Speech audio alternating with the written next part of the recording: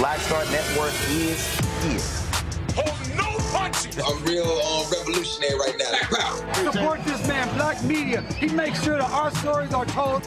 Thank you for being the voice of Black America, Roland. Stay black. I love y'all. All momentum we have now, we have to keep this going. The video looks phenomenal. See, this difference between Black Star Network and Black-owned media and something like CNN. You can't be Black-owned media and be scared. It's time to be smart. Bring your eyeballs home.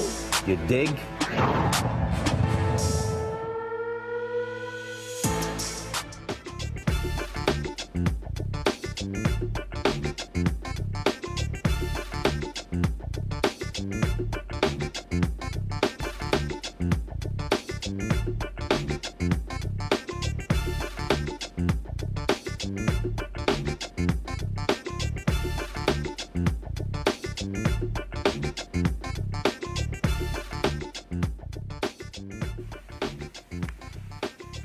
Folks, today's Wednesday, October 16, 2024. Coming up on Roland Martin Unfiltered, streaming live on the Black Star Network. I am here in Elizabeth City, North Carolina, on the campus of Elizabeth City State University. Lots to talk about. This is a battleground state, and Eastern North Carolina is going to be critical to the chances of Vice President Kamala Harris winning this state. The first time Democrats could win the state since Senator Barack Obama won it in 2008. We'll talk to some students here, also local leaders, about what's happening on the ground when it comes to getting the black vote out, which will be critical in this election. Also, a big ruling coming out of Nebraska. The state Supreme Court there knocked down Republican efforts to prevent the formerly incarcerated folks from being able to vote. That means some 7,000 formerly incarcerated individuals will be able to vote in this year's election. Also, the DOJ secures an injunction against the state of Alabama when it comes to removing folks from the voting rolls inside of 90 days, which of course violates the Voting Rights Act. Also, on the show, Vice President Harris was in Pennsylvania today with about 100 Republicans who are endorsing her campaign. They say they're choosing country over party. Also, we'll talk about the idea of the Ferguson effect, that and more. So lots to talk about, folks. It is time to bring the funk on Roland Martin Unfiltered on the Black Star Network. Let's go. He's got it. Whatever the miss, he's on it. Whatever it is, he's got the scoop, the fact, the find. And when it breaks, he's right on time and it's rolling. Best believe he's knowing. Putting it down from sports to news to politics. With entertainment just for kicks, he's rolling. It's on go, roll, y'all. It's Roland Martin, yeah. Rolling with Roland now. He's funky, he's fresh, he's real, the best, you know he's Roland Martin now.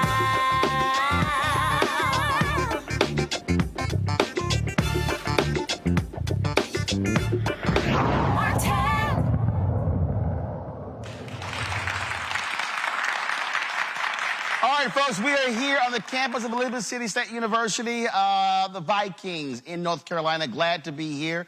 Of course, we were just here on Sunday when I interviewed Vice President Kamala Harris in Greenville at East Carolina University.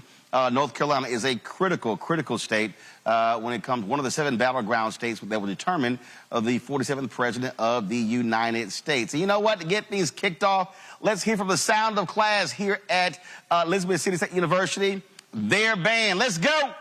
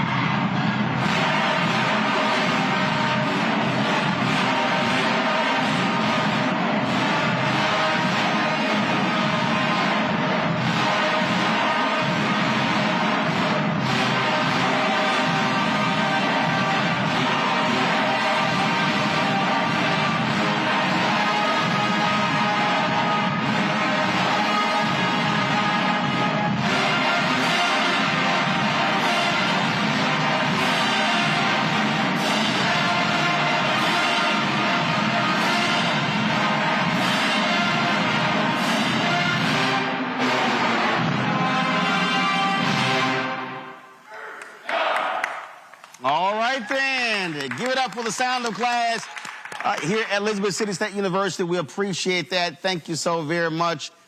We had Fayetteville State on Friday. Now, they put some pressure on y'all now, so Fayetteville State, let's see what y'all gonna do on Friday. I'm just saying. So again, I appreciate that, folks. It's a lot we're gonna be talking about over the next couple of hours. Again, North Carolina is one of 7 battleground states where both campaigns, Harris, Walz, Trump, and Vance are duking it out. When you talk about Michigan, Wisconsin, Pennsylvania, North Carolina, Arizona, you have Nevada as well, plus Georgia. Those 7 states are huge. Of course, early voting in this state begins on Thursday. And we've already seen the results. Significant turnout in Pennsylvania, as well as yesterday, more than 300,000 folks who voted early in Georgia, breaking their single-day record. And so lots on the line when it comes to this election, determining, what is next, the 47th president of the United States. Now, earlier today, Vice President Kamala, first of all, right now, Vice President Kamala Harris is they're airing an interview that she did with Fox News' Brett Baird. Now, me personally, I don't think they should have done an interview with Fox News because when you pay a $787.5 million settlement because you were advancing Donald Trump's lies for the 2020 election, to me, that means that they disqualified themselves from getting an interview, from hosting a debate, or anything along those lines. And in fact, they still are involved in the Smartmatic lawsuit. Well, they were calling into question their voting machines, and so they could very well pay more than $1 billion, even in that particular lawsuit. That lawsuit was actually about $2.5 billion. Newsmax settled with them as well, and so, but that's what's going on. So we'll have some of those clips for you during the show as well. First, though, the VP was in Pennsylvania today. More than 100 Republicans were endorsing her there. And so here's just some of what she had to say today in Pennsylvania. I thank you all for everything that you are doing and the courage you are showing. This is an extraordinary climate right now. And I think we all recognize the courage that you are each showing to speak out so publicly and to put, as we are saying, because we truly believe in country over party. So thank you all. And can we please applaud Bob and Christina and all of the folks on the stage, please. Thank you. Thank you.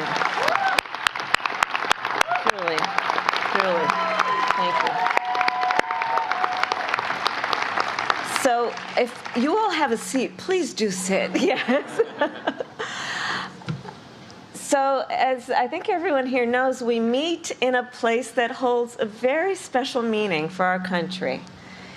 Here on Christmas night, 1776, General George Washington and over 2,000 troops crossed the icy Delaware River in darkness, then marched to Trenton, where they surprised an outpost of enemy soldiers and achieved a major victory in the American Revolution.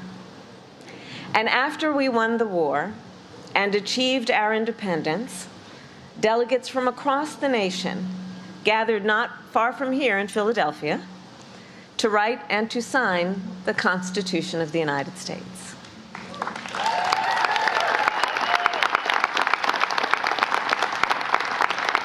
And we remember and reflect on what that moment was, knowing that leading up to that work to write, to compose the Constitution of the United States, that work was not easy. The founders often disagreed, often quite passionately. But in the end, the Constitution of the United States laid out the foundations of our democracy, including the rule of law, that there would be checks and balances, that we would have free and fair elections, and a peaceful transfer of power.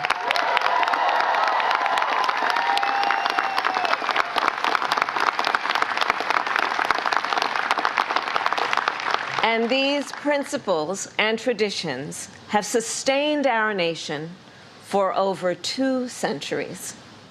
Sustained because generations of Americans from all backgrounds, from all beliefs, have cherished them, upheld them, and defended them.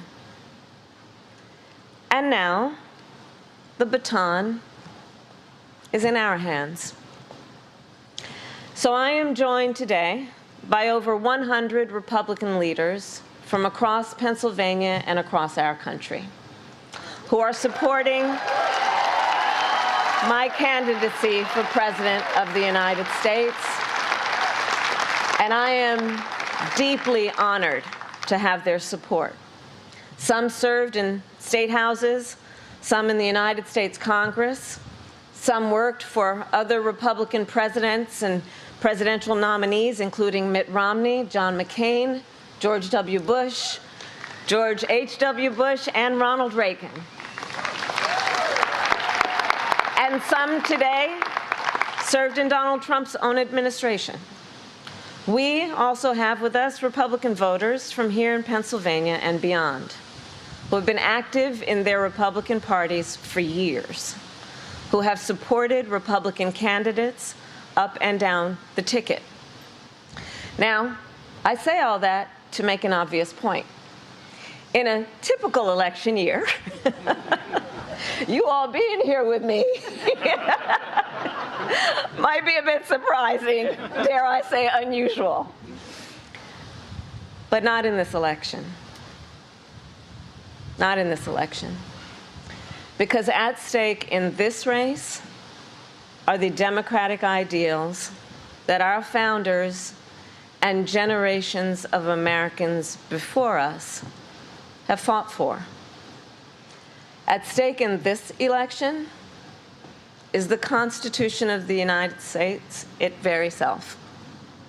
We are here today because we share a core belief.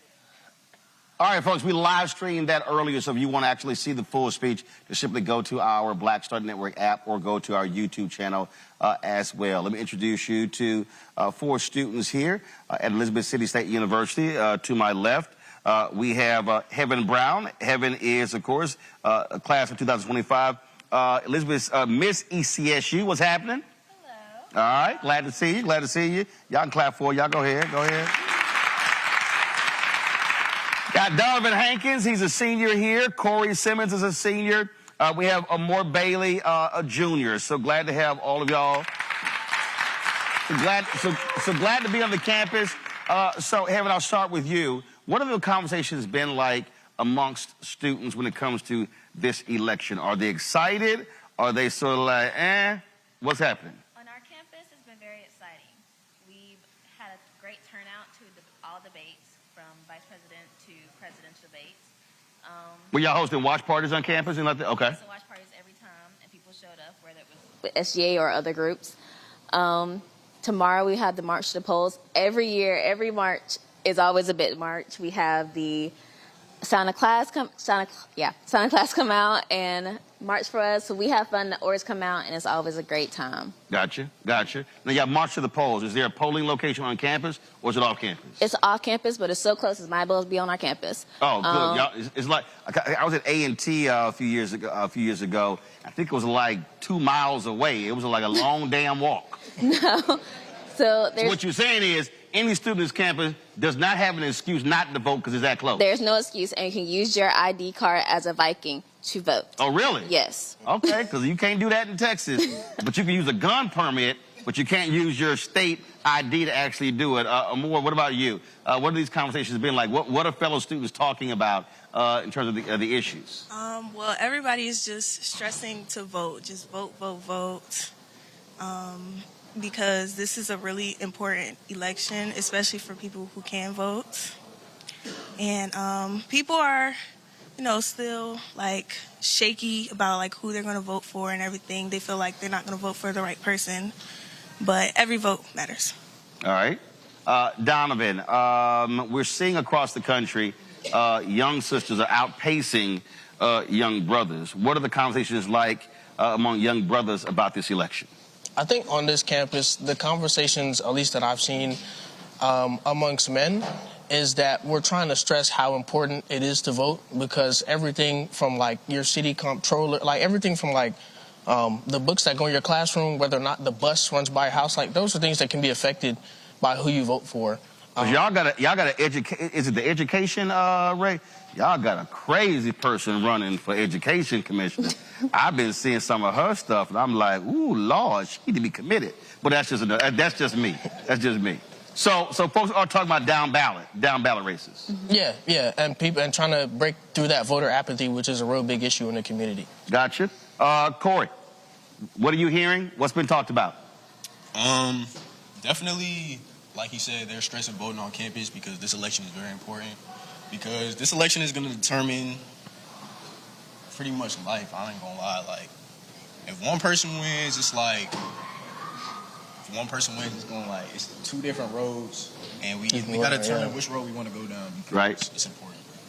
Well, one of the things that I keep stressing, and I literally did my radio commentary before I came out here, is that Obama won this state in 2008.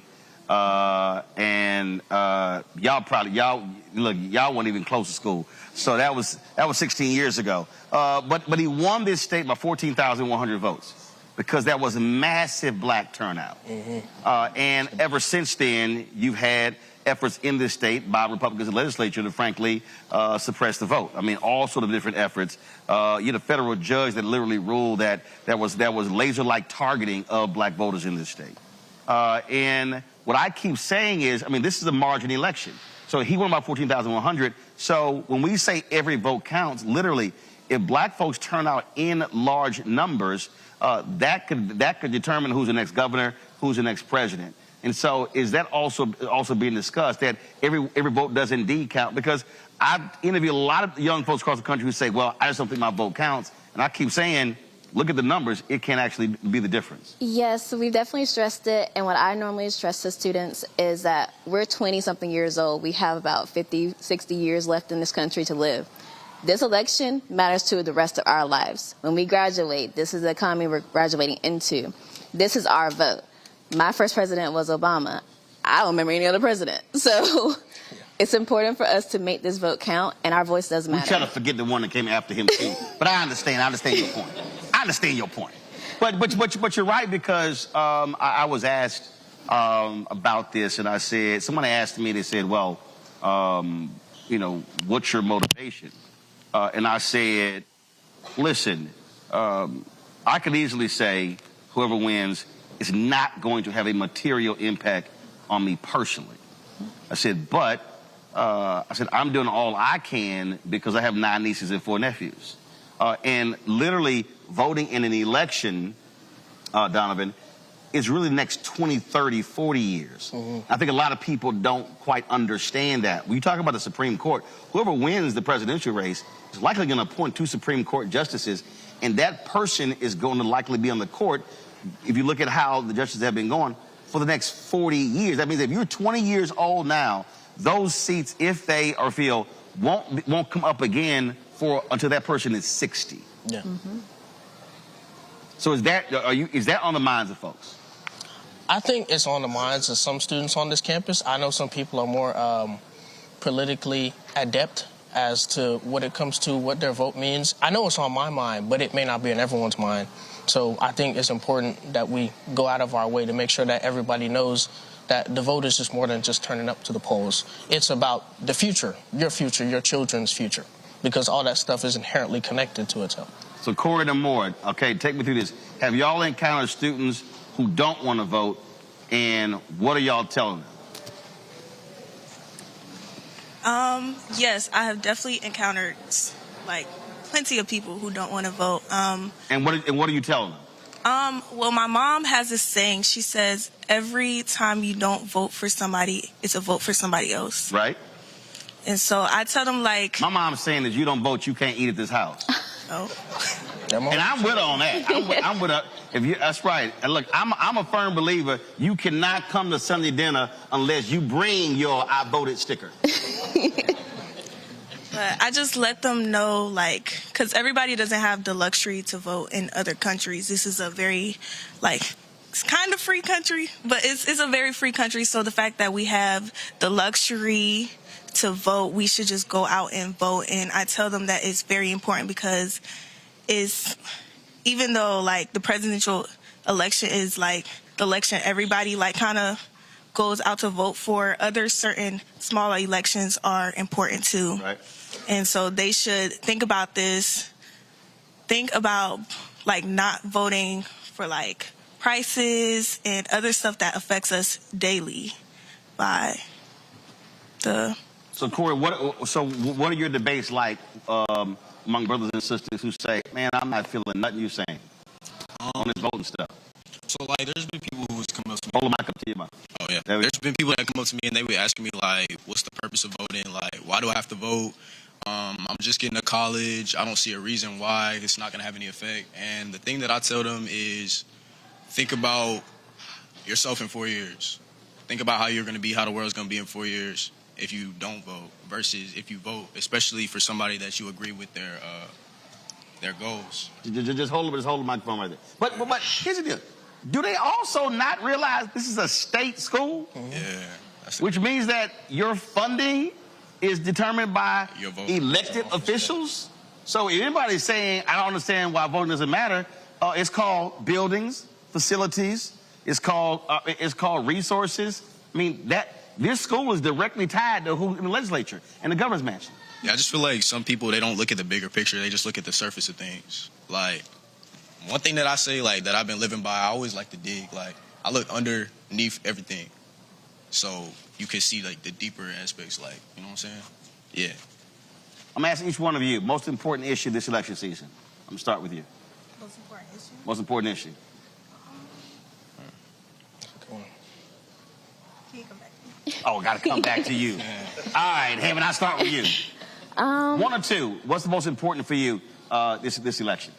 I think education in general, a lot of things have been being put in and taken out of the education system, and we got to make sure that everyone gets the same education. And then women's rights. As a black woman, I feel like it's been attacked a little bit this past couple years, and we got to make sure we're all protected. Just a little bit. We've been attacked. So definitely women's rights for me. All right. Donovan? I think for me, definitely education, like Heaven said, but also like a focus on public infrastructure.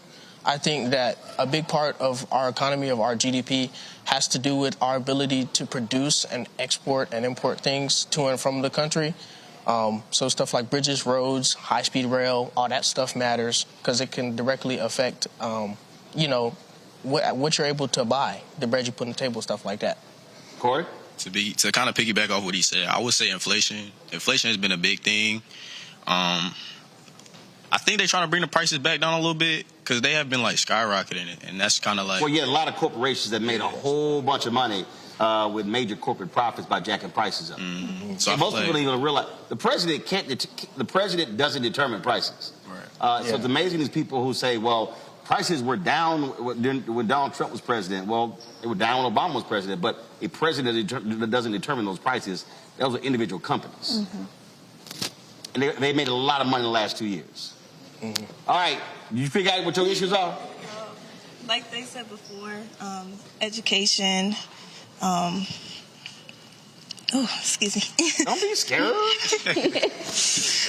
Like just having a regular conversation. Don't worry about it. Like you mentioned before, just when you vote for the president, you vote for all the people that they're going to have around them. And so, like... I mean, their staff and their departments, their cabinet secretaries. Yeah. And so just voting for a president who is going to provide us with safety and just make sure, like... Go ahead. We got time, baby. My 2 hours. We got time. We'll wait on you. Just make sure, like, the community is good. Okay. Everybody is good. All right, then. Yeah. All right, well, we proceed. There you go. See, that wasn't bad at all. Y'all give it up for our students here.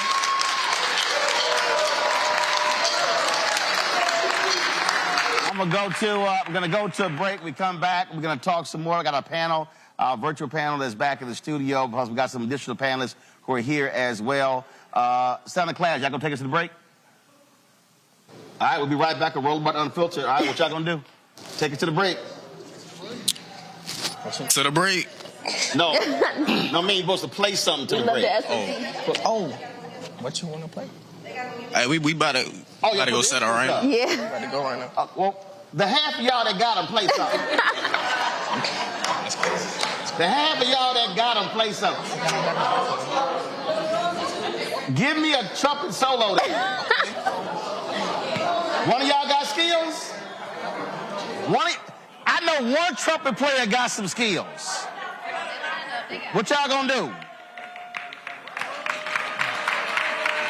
All right, let's turn that camera around. Antoine, turn the camera around. No, hold up. I'm gonna make y'all come up here in the lights. Y'all come up here. I'll make y'all come up here.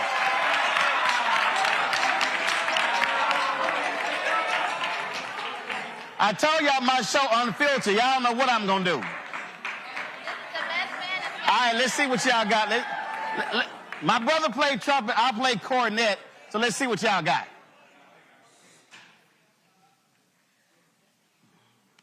All right, let's see what y'all got. Y'all need me to direct?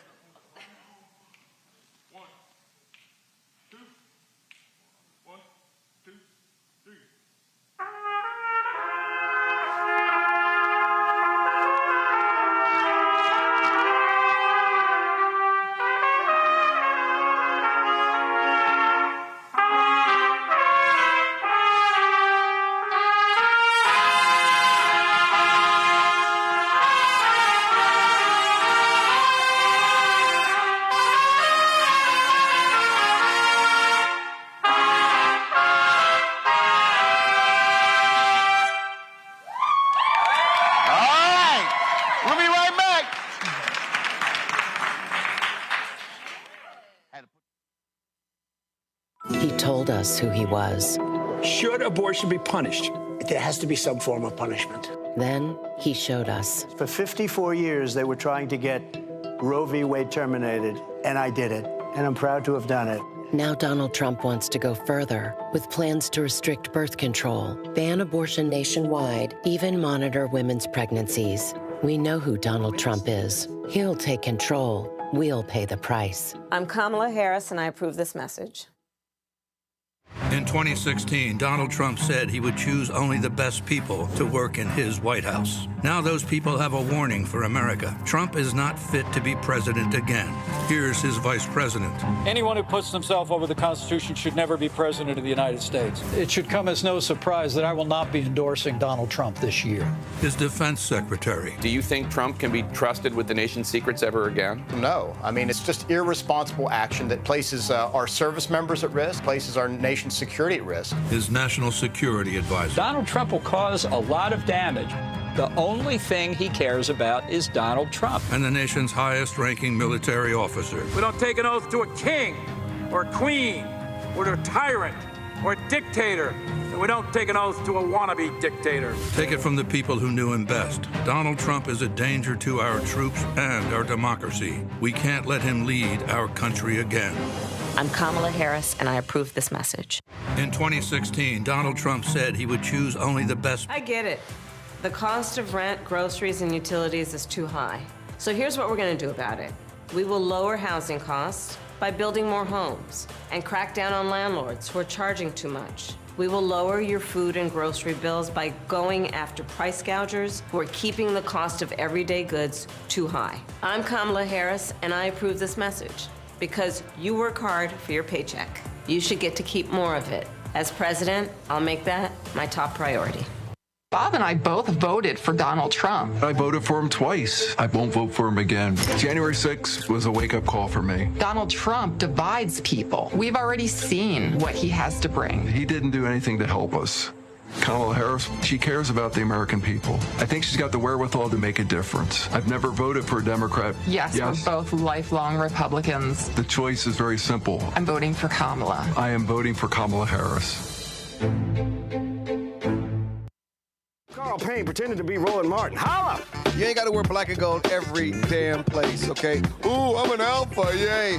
All right, you're 58 years old. It's over. And you are now watching Roland Martin Unfiltered. Uncut, unplugged, and undamn believable.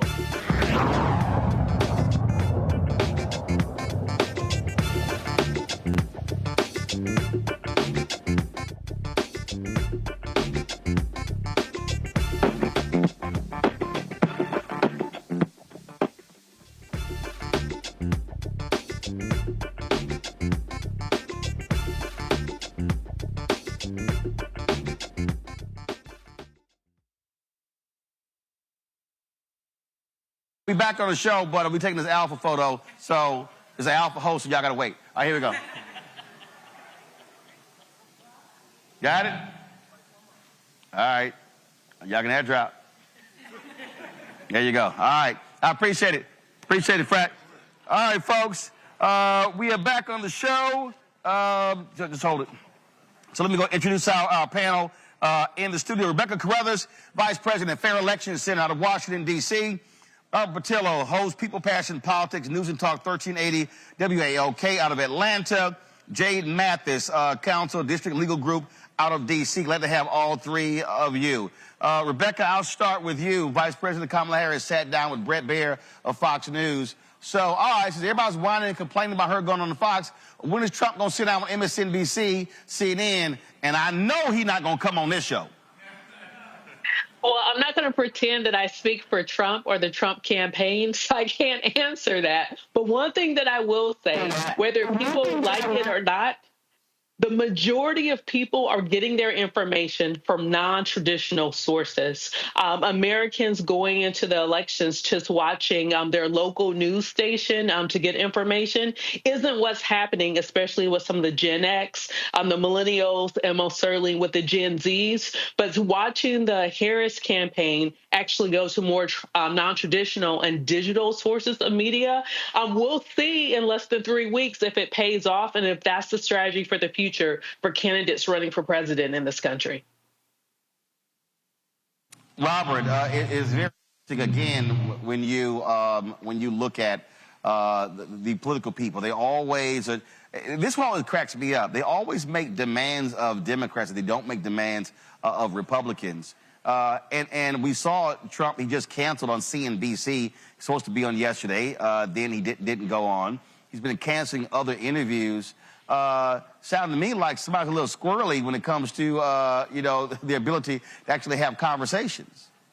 Well, I think what we're seeing is kind of the one superpower Kamala Harris has. Yesterday, I was up in Detroit with Congressman Jonathan Jackson, with Minnesota Attorney General Keith Ellison, speaking with workers and union members about raising the minimum wage on the federal level.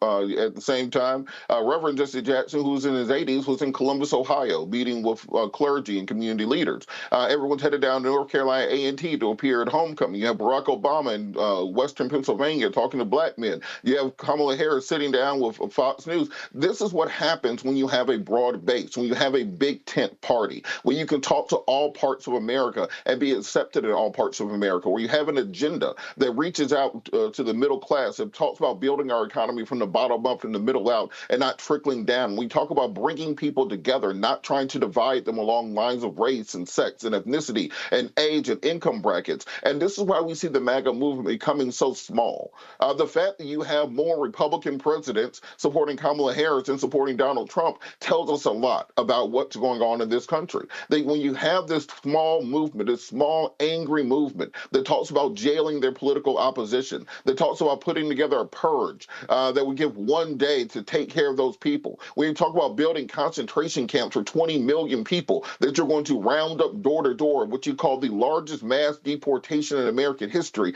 And the original version of it was called Operation Wetback under the Eisenhower administration. When you have that on one side of the aisle versus someone who can articulate a message about uplifting people, this is what makes the Harris campaign so strong. And this is what makes the Democrats' opportunity of taking back both the House and Senate also strong going into the general election. And of course, Jade, like clockwork, the likes of Megyn Kelly and Will Cain, all those people whining, complaining about, oh my God, how Harris couldn't answer any of these questions. Well, I guess she could have used Trump's weave answers or some of the other stuff. I mean, look, here's the reality. When you have 40 individuals who work for him now say he should never be back in the Oval Office, that is, I believe, one of the greatest indictments of anybody. When even your own vice president refuses to endorse you, probably because you tried to let him get killed. Yeah, and it shows, like, you know, leadership, poor leadership, right? A reflection of poor leadership, because the people who were once under your leadership, and it's several people, it's dozens of people, right? It's not 1, 2, 3, 4, 5. It's almost 40 people saying that. Also, this is astronomical, the support for the Republican Party for a Democratic candidate. And I think that's another thing. So, yeah, they can always comment about she's not answering certain questions, but his answers to certain questions are going to be an impromptu concert, right? A 50-song concert, right? A complete random rant about nothing, and it's going to be a concert. So if that's the comparison, then yes, I prefer him not to take the stage and to answer questions that we actually need answered in front of the Democratic Party. Oh, absolutely. And I'm just sort of laughing, Rebecca, at the likes of this idiot Joe Concha, Will Cain, and all of these folks. Again, let me just remind people, Fox News paid a $787.5 million settlement because they routinely advanced Donald Trump's lies about the 2020 election. They knowingly lied. And then they even Brett Baer, who interviewed Vice President Harris, there are emails where he said, hey, maybe we should pull back from this because our audience is not happy that we actually called the election for Biden. They still are involved in the Smartmatic lawsuit. So let's be real clear here, Rebecca. Vice President Harris did not talk to a news organization today. She talked to the propaganda arm of the Republican Party.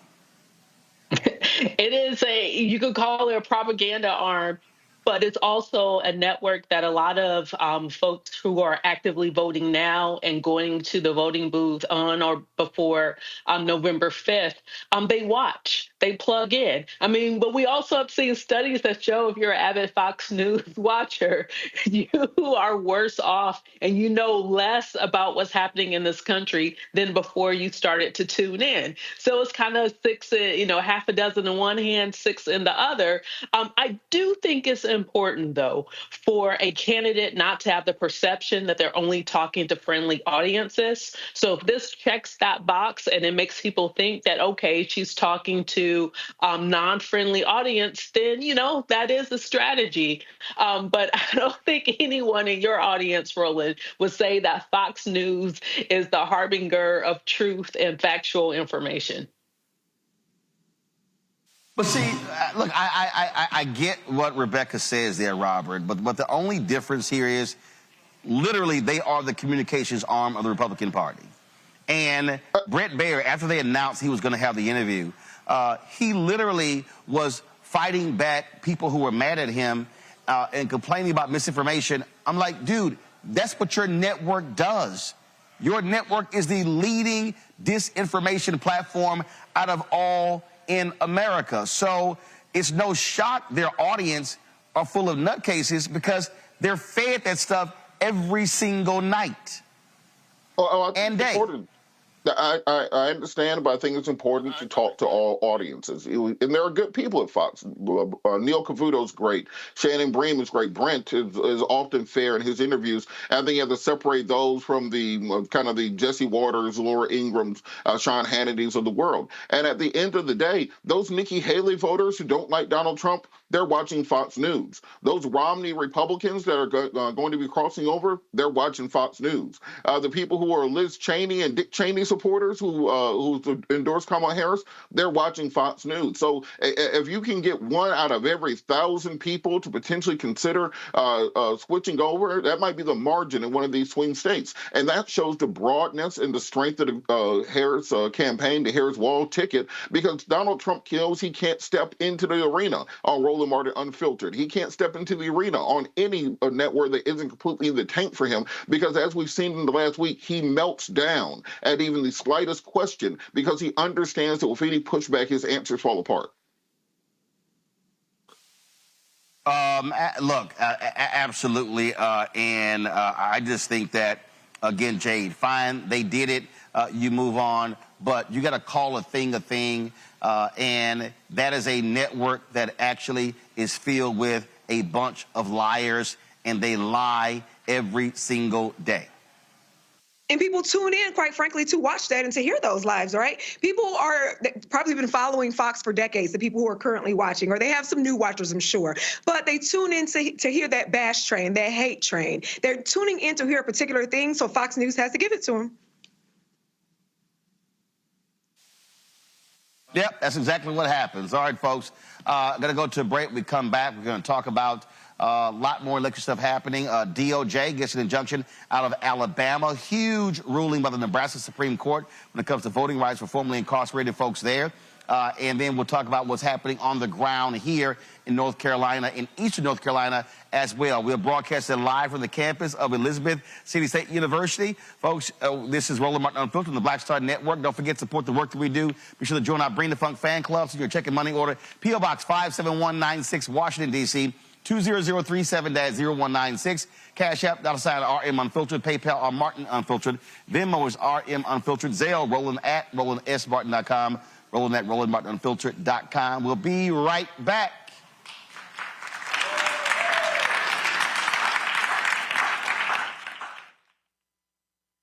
IVF is a miracle for us because it allowed us to have our family.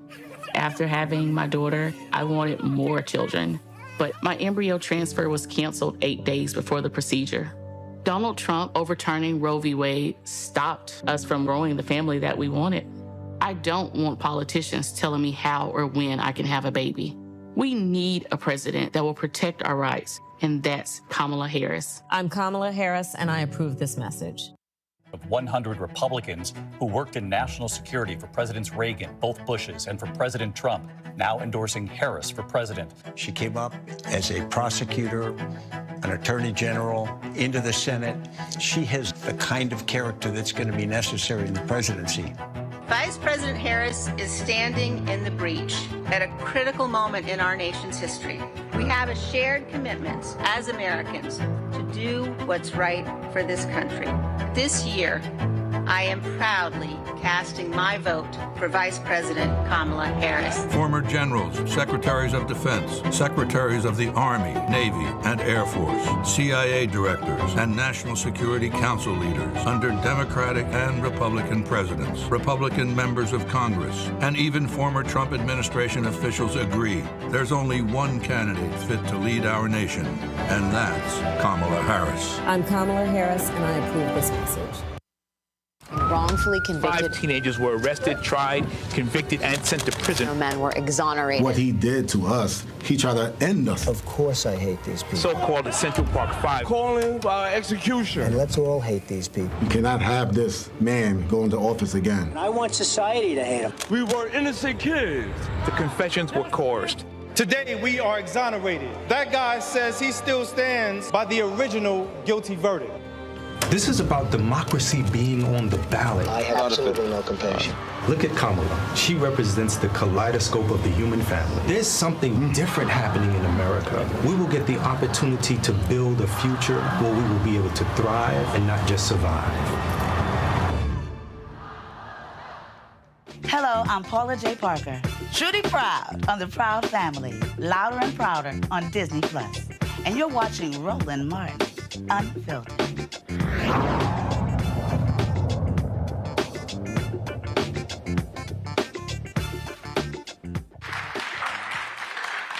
Double checking. They have both of your names. All right, folks, we are back. Elizabeth City State University. As I keep saying, North Carolina is going to be a crucial battleground state. And we're already seeing it. Millions of dollars are being poured into this state.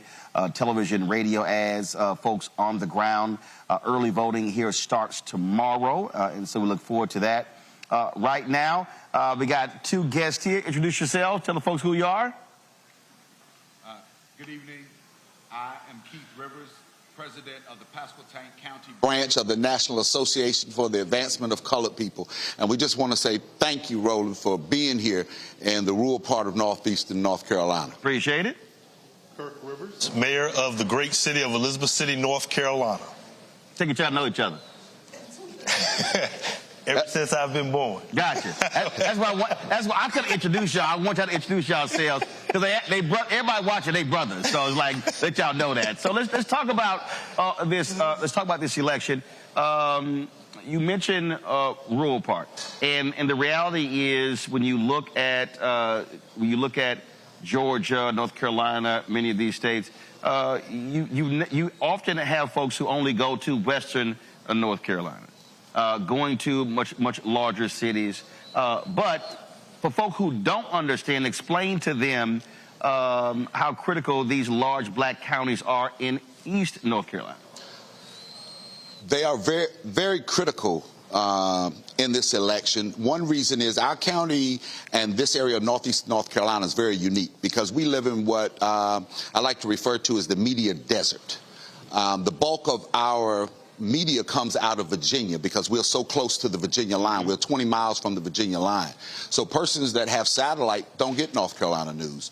Those that have cable, the media, the North Carolina news actually comes out of Wilmington.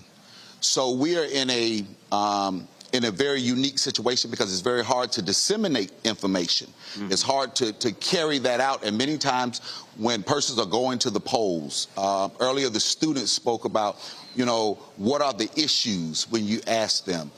Who's on the down ballot? A lot of times we don't get those. So you just being here is vital and is critical because our students at this university have been under a continuous attack, an onslaught, if you want to call it, by the local, by many members who are of the extremists of the local Republican Party. And this has perpetuated itself even over the last 4 months. Earlier you talked about the voting site, which is the Kermit E. White Center here, which is owned by Elizabeth City State University, but it's not on the internal campus. And there was a push by the local Republican Party here to remove that site. Right. And to take it to the local Board of Elections. And this went on for over 4 months. And they filed numerous complaints. They were frivolous. They were fraudulent. How far away is the local Board of Elections office? We would have had 2 voting sites within 100 yards of each other, or 200 yards, because when the state board agreed to have 2 early voting sites. Right. However, our local election director resigned in the month of August, followed by the deputy director. So the same Republicans that were fighting against the Kermit E. White Center came back, and in a unanimous vote after their resignation, which looks like the rest of North Carolina, because since 2019, 60% of the election directors in this state have resigned. Many of them cited for intimidation and just constant. Now, here in Pasquotank County, our election director nor deputy gave any reason why they resigned, but we know that complaints have been filed. They filed complaints against us from 2020. Right. They have continuously filed complaints about student voting. So we can see the handwriting on the wall. So we would have had 2 election sites within probably 150 yards of each other. But yet, when the director and the deputy director resigned, it was a unanimous vote.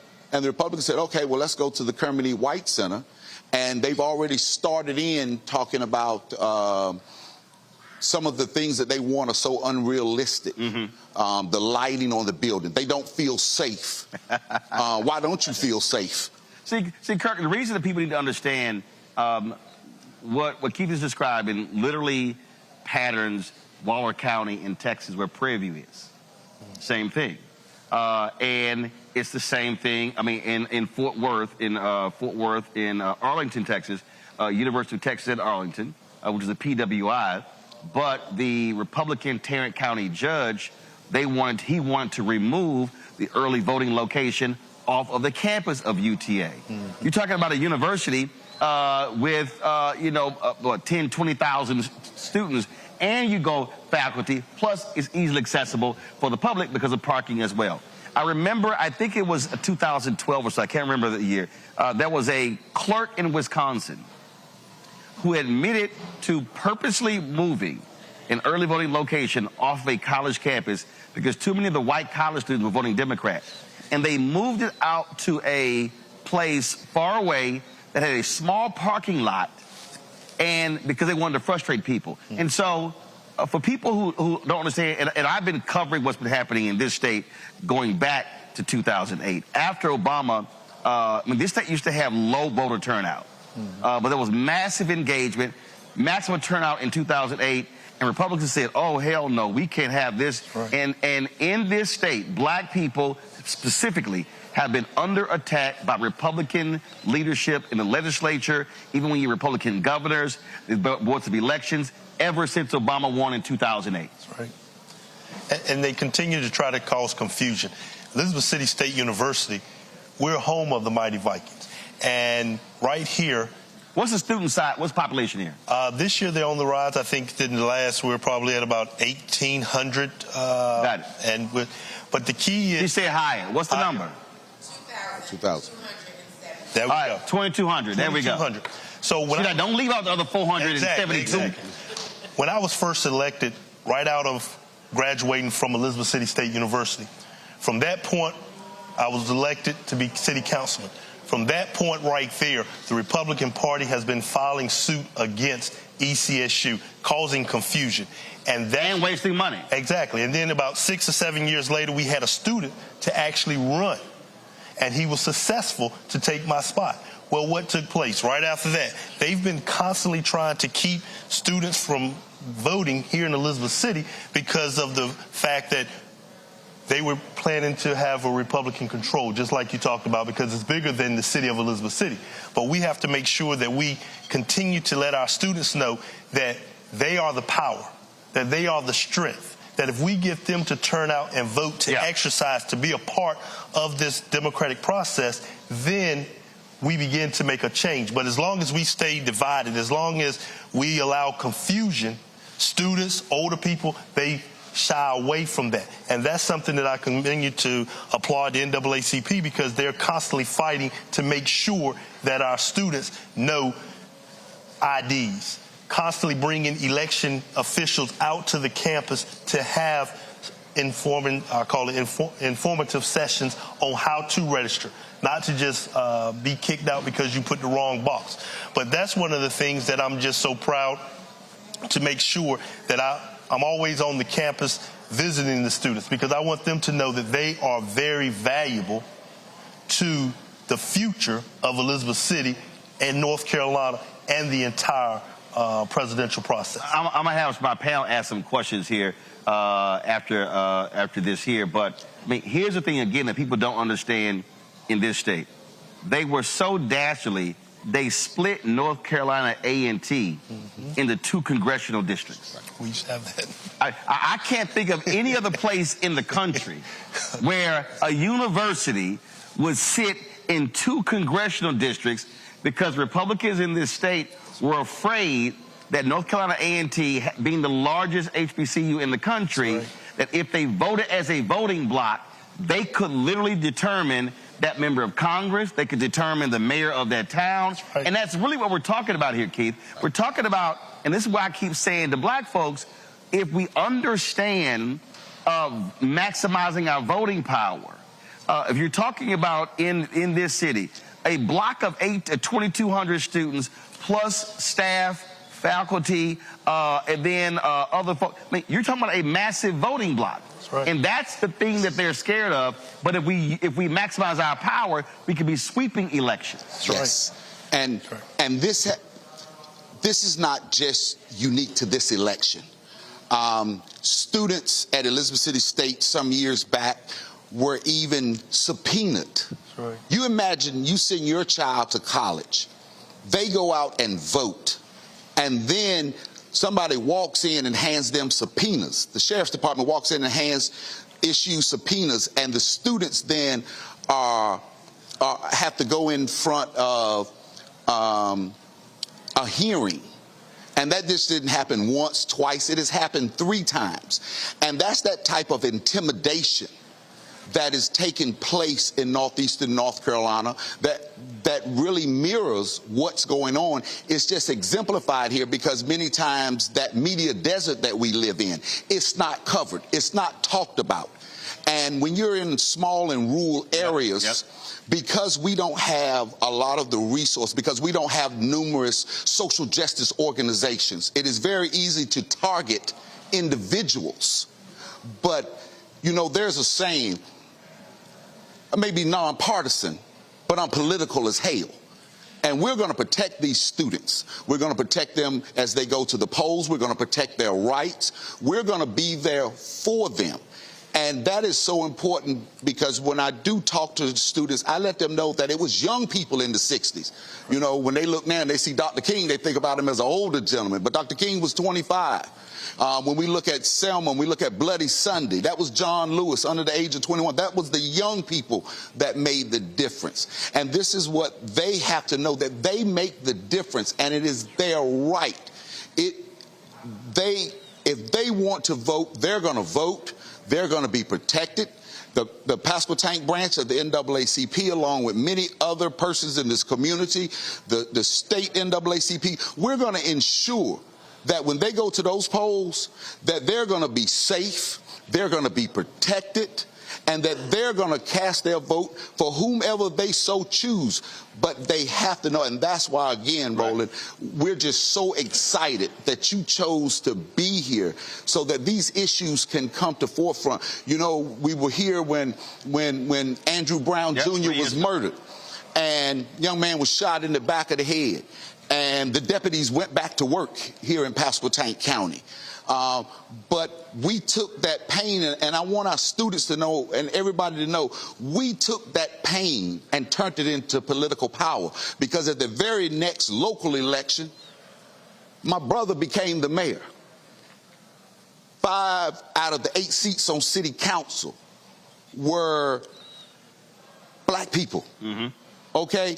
And it's always not necessarily about color, but it's about people with like interests. Right. But we took that pain and turned it into political power. And Kirk, that's the thing that I'm always, earlier I said it's math.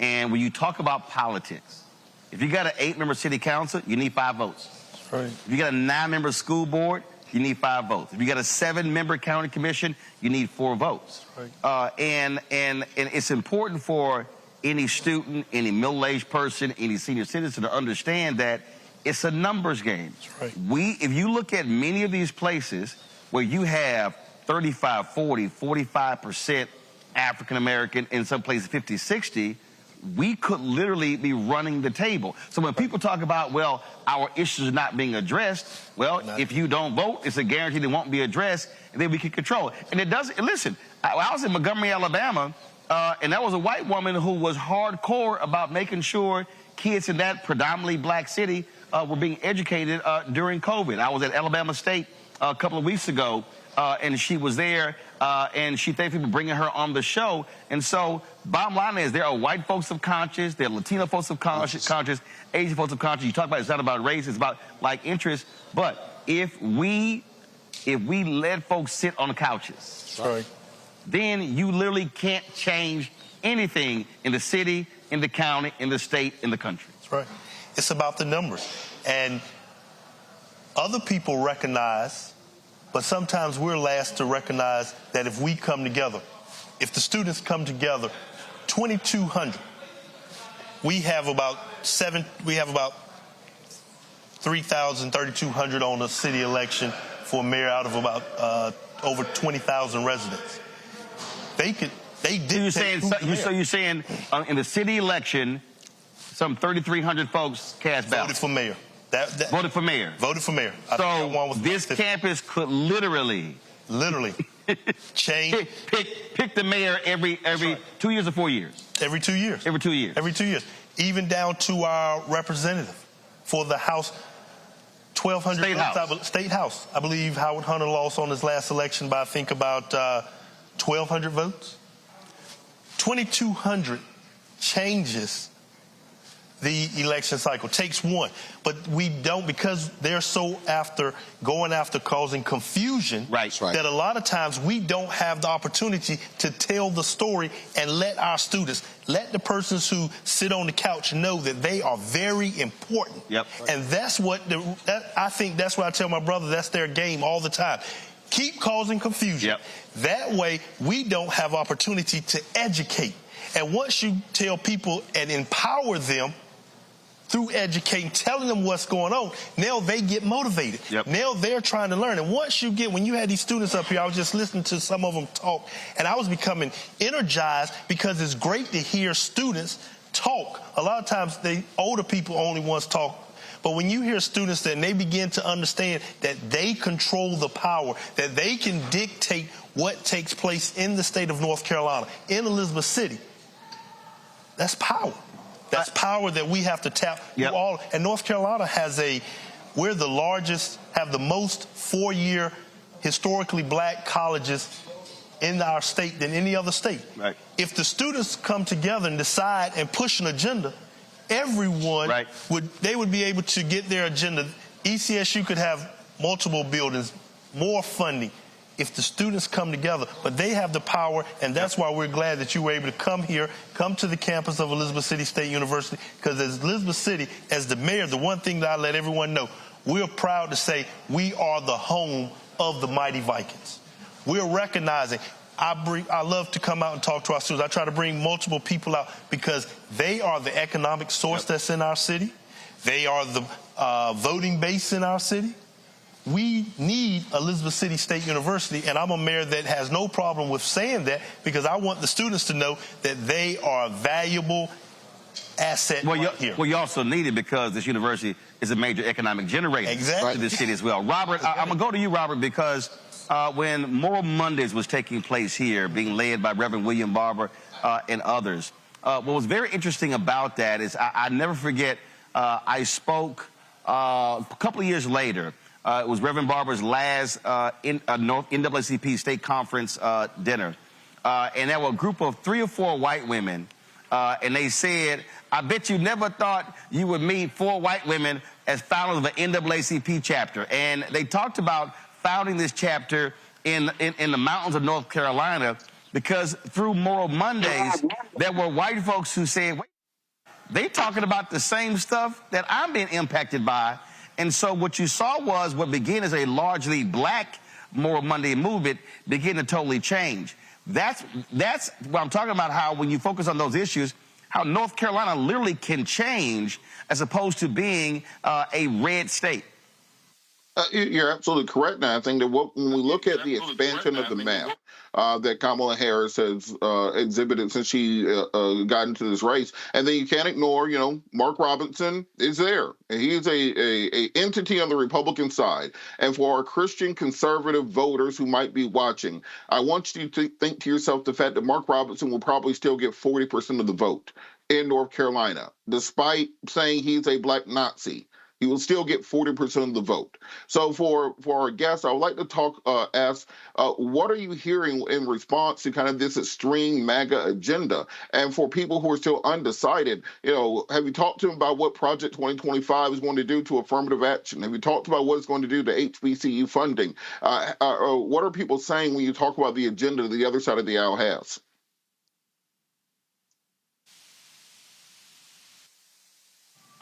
Project 25 is, we know that the Heritage Foundation is the incorporators of that. And we want everybody to understand that Project 25 just doesn't stop at the presidential level. It also drifts down to governor's level, to the mayor's level. We can look back when we had the governor here, McCory. One of the first things he did was put all law enforcement under the Secretary of Public Safety, which is right in line with what went on with Project 25. So we want our young people and the people in the community, we try to ensure that we educate that this is also about the down ballot. And that this is not just related at the presidential level. This is not just, Project 25 is just not about Donald Trump. It is about a continuous attack on voters, young voters. It's that distraction that keeps us from being able to come together to know our own power, the power that we possess. Quickly, I did an op-ed a little while ago when the election director resigned. And, you know, it's difficult already to attract persons, quality persons in positions in the city, such as your county managers and your city managers, your superintendents. A lot of people don't want to come to an area that is chaotic. So it is very important that whites speak up against whites. That's one thing that we have a problem with in our area. You know, when it seems that the only time something goes wrong in the local area, it's always the blacks at the forefront. But yet I can't remember the last time that a white person was held accountable by white people. And I mean, it may be a lot of liberals and things differently, but here, at the end of the day, it still becomes white and black. And we catch a lot of havoc, but, you know, I have to speak truth to power. That's all I know. And if we would come together and hold people accountable, regardless of the color, they're white and they're not doing their job. Or Republican or Democrat. Or Democrat, but hold them accountable. I can look at when with all the financial things that were going on in Elizabeth City, as soon as my brother got elected along with the entire council, all of a sudden these issues come up. These issues about the audits. These issues about the LGC, which is now overgone. The audits have been late for probably 6-7 years before then, when there was a white city manager. But see, all of a sudden, it didn't happen then. There was a town in Tennessee, same thing happened there, where the same issues came up. So, but again, look, those are things that we know what's going to happen when African Americans take over. But that's also still why you have to maximize power. Rebecca, your question. Yes, so I've done campaign work in North Carolina, and one of the things that I remember is a lot of the foreign interference, specifically targeting disinformation and misinformation targeted towards Black folks and especially Black registered voters. Well, it's happening again this year. So can you all talk about some of the messaging that you've been using on the ground to talk to skeptical people who are skeptical about turning out to vote this year? Well, we definitely, the thing about it is, it's so much confusion, it's so much negativity that it turns people off. And that's where we have to let people know that you still have to go to vote. Just earlier when I was listening to Roland talk, when he talked about, we have a young lady running for a state superintendent. She said nationally, kill or pay-per-view, and let's kill Obama. Now, how can you be the Secretary of Education? When you're talking to our young people and you're telling people that we can pay, let's execute Democratic leaders in North Carolina. That's because confusion to the Republican Party is what they're looking for. And we have to make sure that we choose in this election right here, we have to let people know there's two paths. Either you can go with the path that is not about confusion, but let's talk issues, or you can continue to go with confusion. And one thing I found out since being mayor, if we talk to the issues directly, people will get behind you, because that's what we have to stay on track. We have to make sure that we continue to talk about attack on women's body. We have to make it simple and plain about Project 25. We have to make sure that we continue to educate the people at the ground level that it is just not about the presidency, but it's down ballot. And we have to always make sure that people who are capable of understanding bring plain talk is what I like to say. Let's talk plain to the people we are asking to go out and vote.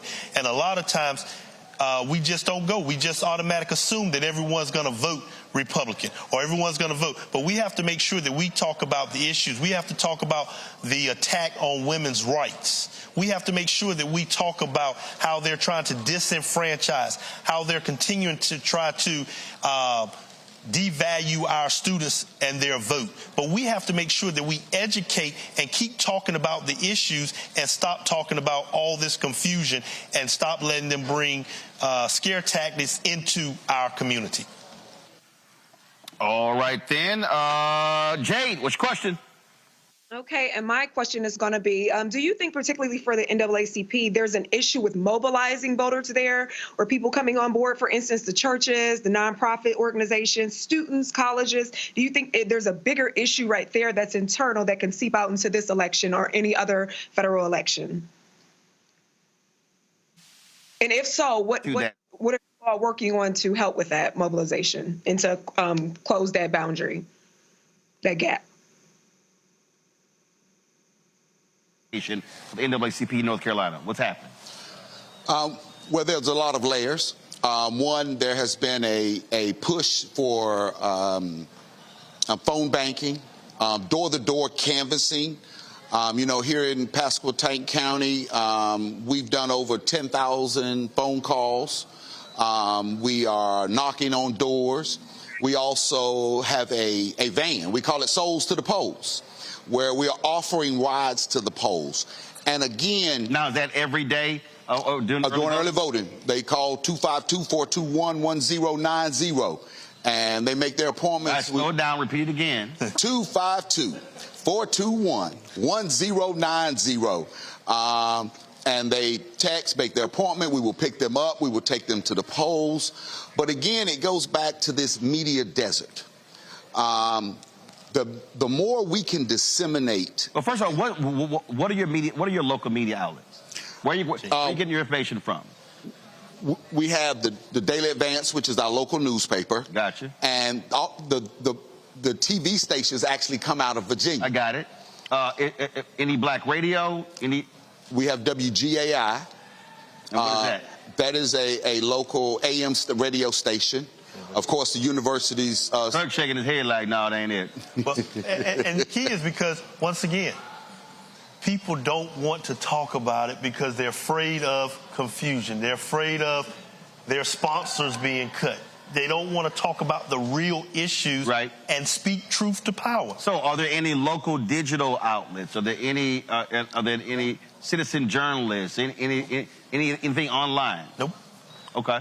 And that's the reason why we're continuing to be looking for information, you know, and that's the reason why my brother said we're so excited that you're here. Is there a radio station on the campus? Yes. Yes. There's a radio station on it. But that's why we're so excited because, once again, people are being politically correct by not talking the truth or skirting certain issues, don't want to say what's going on because they feel it's a backlash. Well, that's one of the reasons why for us, I mean, look, our fan base, since we launched the show 6 years ago, we had 31,000 of our fans contribute to our show in excess of $2.5 million. And the reality is when you are dependent upon other sources, that's how you're going to control it. And so for me, being able to own it, control it, not sitting here worrying about that, I mean, something that needs to be said has to be said. That's right. And again, I think that's really important. Last question for you. Jade asked a question about in terms of the canvassing and things along those lines. Are you getting resources from the national organization? Are they funding efforts in North Carolina on the ground? Yes, but, you know, that comes at the state level. And then, of course, the information, the training. We partner with a lot of... So the state sending y'all money? The state conference and the NAACP? I'm just making sure y'all getting some money. No, where we are, what we do is we partner with a lot of social justice organizations here, such as Black Voters Matter. The state conference or NAACP sending y'all some money? We get resources from the state conference. I just want to know. Because, you know, if I need to call Derek Johnson, I call and say, bro, cut a check. And we get, I ain't got a problem calling, so I'm letting you know. I ain't going to call nobody. We get resources. Okay, all right, just checking. And so the push again is that dissemination of information. For example, like my brother said, Morrow, who's running for state superintendent, there's so many people that had no idea about those comments that were released on CNN when they said, hey, put the execution of Obama on paper. Oh, she got her damn and we actually went to the Republican meeting when they advertised that she was coming. I was asked to leave. Damn, I would have showed up. But we kept enough people there to hear, and people need to know this. When somebody is talking about, executing the governor, Roy Cooper, executing Biden, and how can you, and now you're saying that you're going to be the state superintendent? Right, of all education. Of all of education. And you illiterate. And so schools of child. I ain't got a problem. Hey, listen, I ain't got a problem. There's some things y'all can't say. I ain't got a problem saying it. Hell, she was sitting right here. I said it too. You illiterate. So first of all, let me thank both of y'all. I appreciate it. We're glad to be here. And again, we're going to keep. Our whole point is simple. That is, we know the issues that even mainstream media is not going to cover, which is why we do this every single day with my show and the other shows on the Black Star Network. So we appreciate it. Thanks a bunch. Folks, we come back, we're going to talk about crucial judicial rulings. I just got an email from the head of the Atlanta and the Georgia branch of NAACP. We'll tell you about a judge's ruling when it comes to voting there as well when we come back right here. Roland Martin Unfiltered right here on the Black Star Network, live on the campus of Elizabeth City State University. Back in a moment.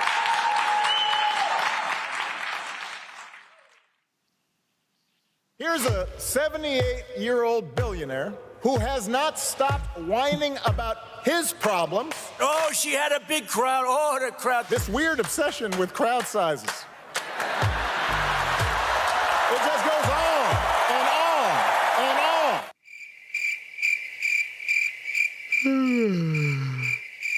America's ready for a new chapter. We are ready for a President Kamala Harris. I'm Kamala Harris, and I approve this message. The overturning of Roe almost killed me. I had a blood clot in my uterus that caused my labor to have to be induced because of the overturn of Roe v. Wade. I wasn't able to get life-saving treatment sooner. I almost died. And that's because of the decision that Donald Trump made. I was able to get Roe v. Wade terminated, and I'm proud to have done it. The doctors and nurses were afraid that if they treated me in the incorrect way, that they would be prosecuted for that. And that's appalling. Donald Trump says that women should be punished.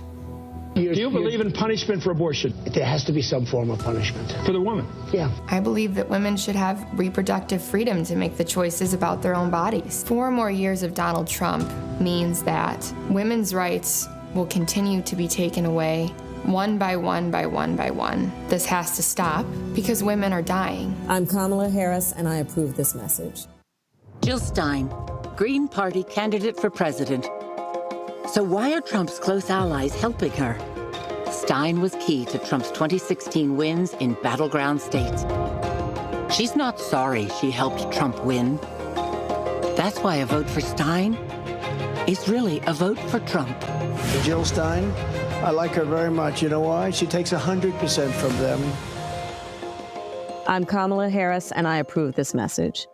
There's nothing socialist about Kamala Harris. Trump says Harris is a radical. I don't buy it. Conservatives have a supermajority on the Supreme Court. With a likely Republican Senate, those checks and balances will keep our country sane. If Trump wins, he could end up with total control. I'm a conservative. I don't agree with Harris on everything, but she was a tough prosecutor, and she put bad guys in prison. I voted for Donald Trump 3 times. I'm voting for Kamala Harris in November. And I'm voting for Kamala Harris this fall. Winners never back down from a challenge. Champions know it's anytime, any place.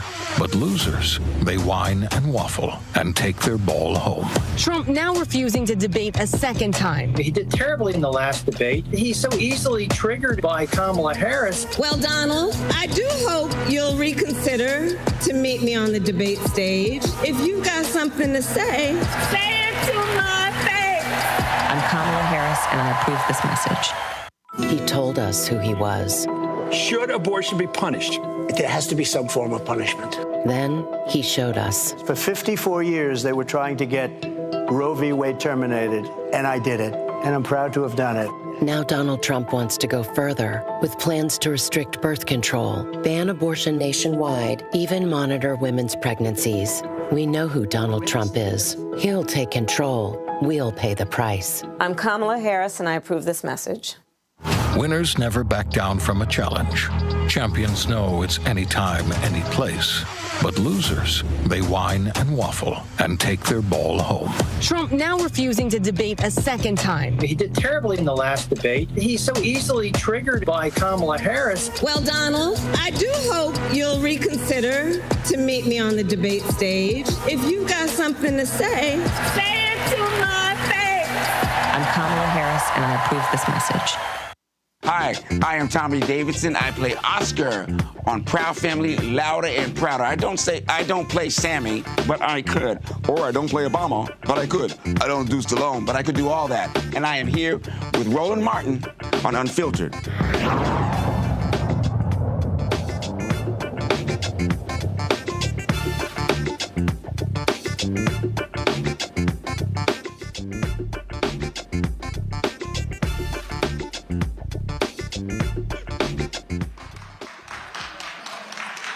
Let's go. All right, folks, welcome back to Elizabeth City State University. Today in Nebraska, the state Supreme Court made a huge ruling impacting formerly incarcerated folks. They ruled that the state's top election official had no authority to declare a state law that restored the voting rights of those convicted of a felony to be unconstitutional.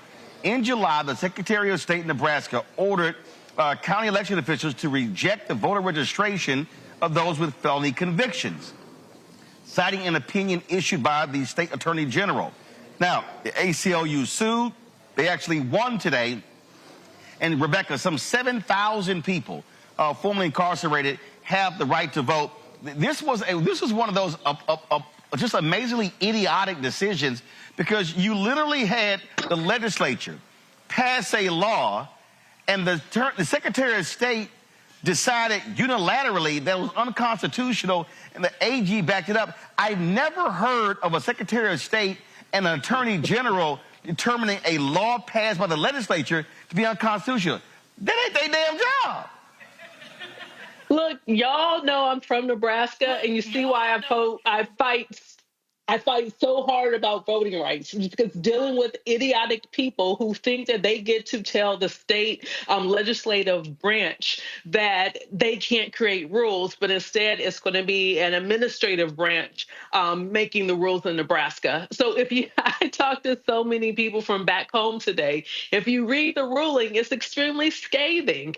Like the Secretary of State and the Attorney General was clearly out of bounds here. So now there's going to be additional 7,000 plus people who are eligible to vote. And do remember, in Nebraska actually splits its electoral college vote. And so in the Congressional District 2, which is largely the Omaha-Douglas County area, you're going to see real impact with what happens at the top of the ticket. Not only is the vice president in a very competitive race against Trump, but also we see that there's 2 U.S. Senate races are on the ballot. We see there's an independent against the incumbent Republican. We see that race is tightened up. And then we see a Democrat against the other incumbent Republican. And we see that race is pretty interesting with Preston Love, who is a Black man and actually, I believe, ran one of Jesse Jackson's campaigns in the 80s. So that said, keep your eye on Nebraska. This is going to have impact on what happens with that electoral college vote coming out of Omaha.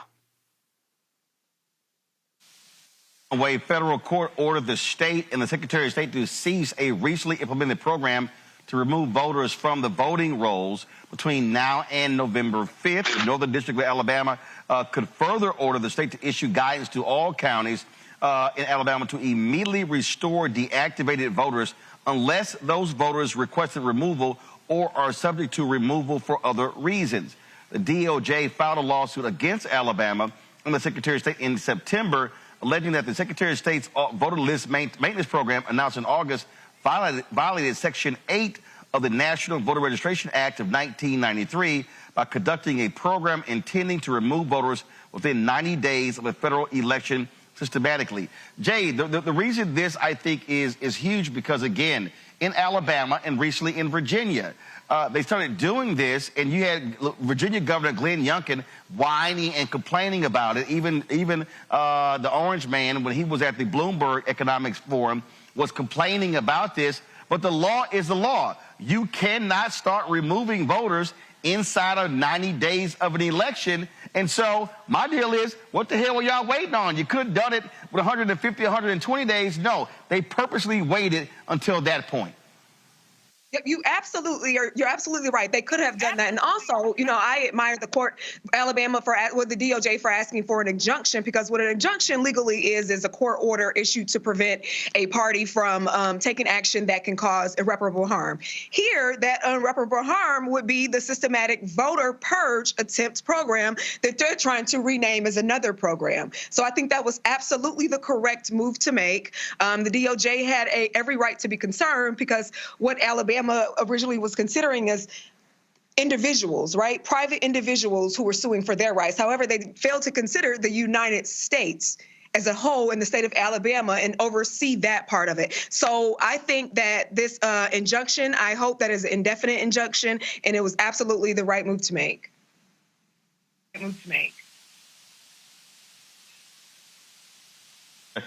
Gerald Griggs, who runs the NAACP there, posted this shortly, a few moments ago. A second Georgia judge has enjoined the Georgia State Election Board, issuing a final order today. The judge ruled that the proposed rules are not in line with the Georgia Election Code. The Georgia NAACP was one of the intervening plaintiffs in this case. Here you had these nutcase MAGA folks who decided that, oh, let's actually do hand counting of ballots in Georgia. You even had Georgia election officials, Republicans, said, that's just dumb. We can't sit here and count ballots by hand. It goes to show you what happened after the last election when Steve Bannon, who's sitting behind in federal prison right now for contempt of court, when they said we're going to take over school boards and election boards, this is what they wanted to do by taking over the election boards. They wanted to control the elections, and here the court saying, ain't going to happen in Georgia.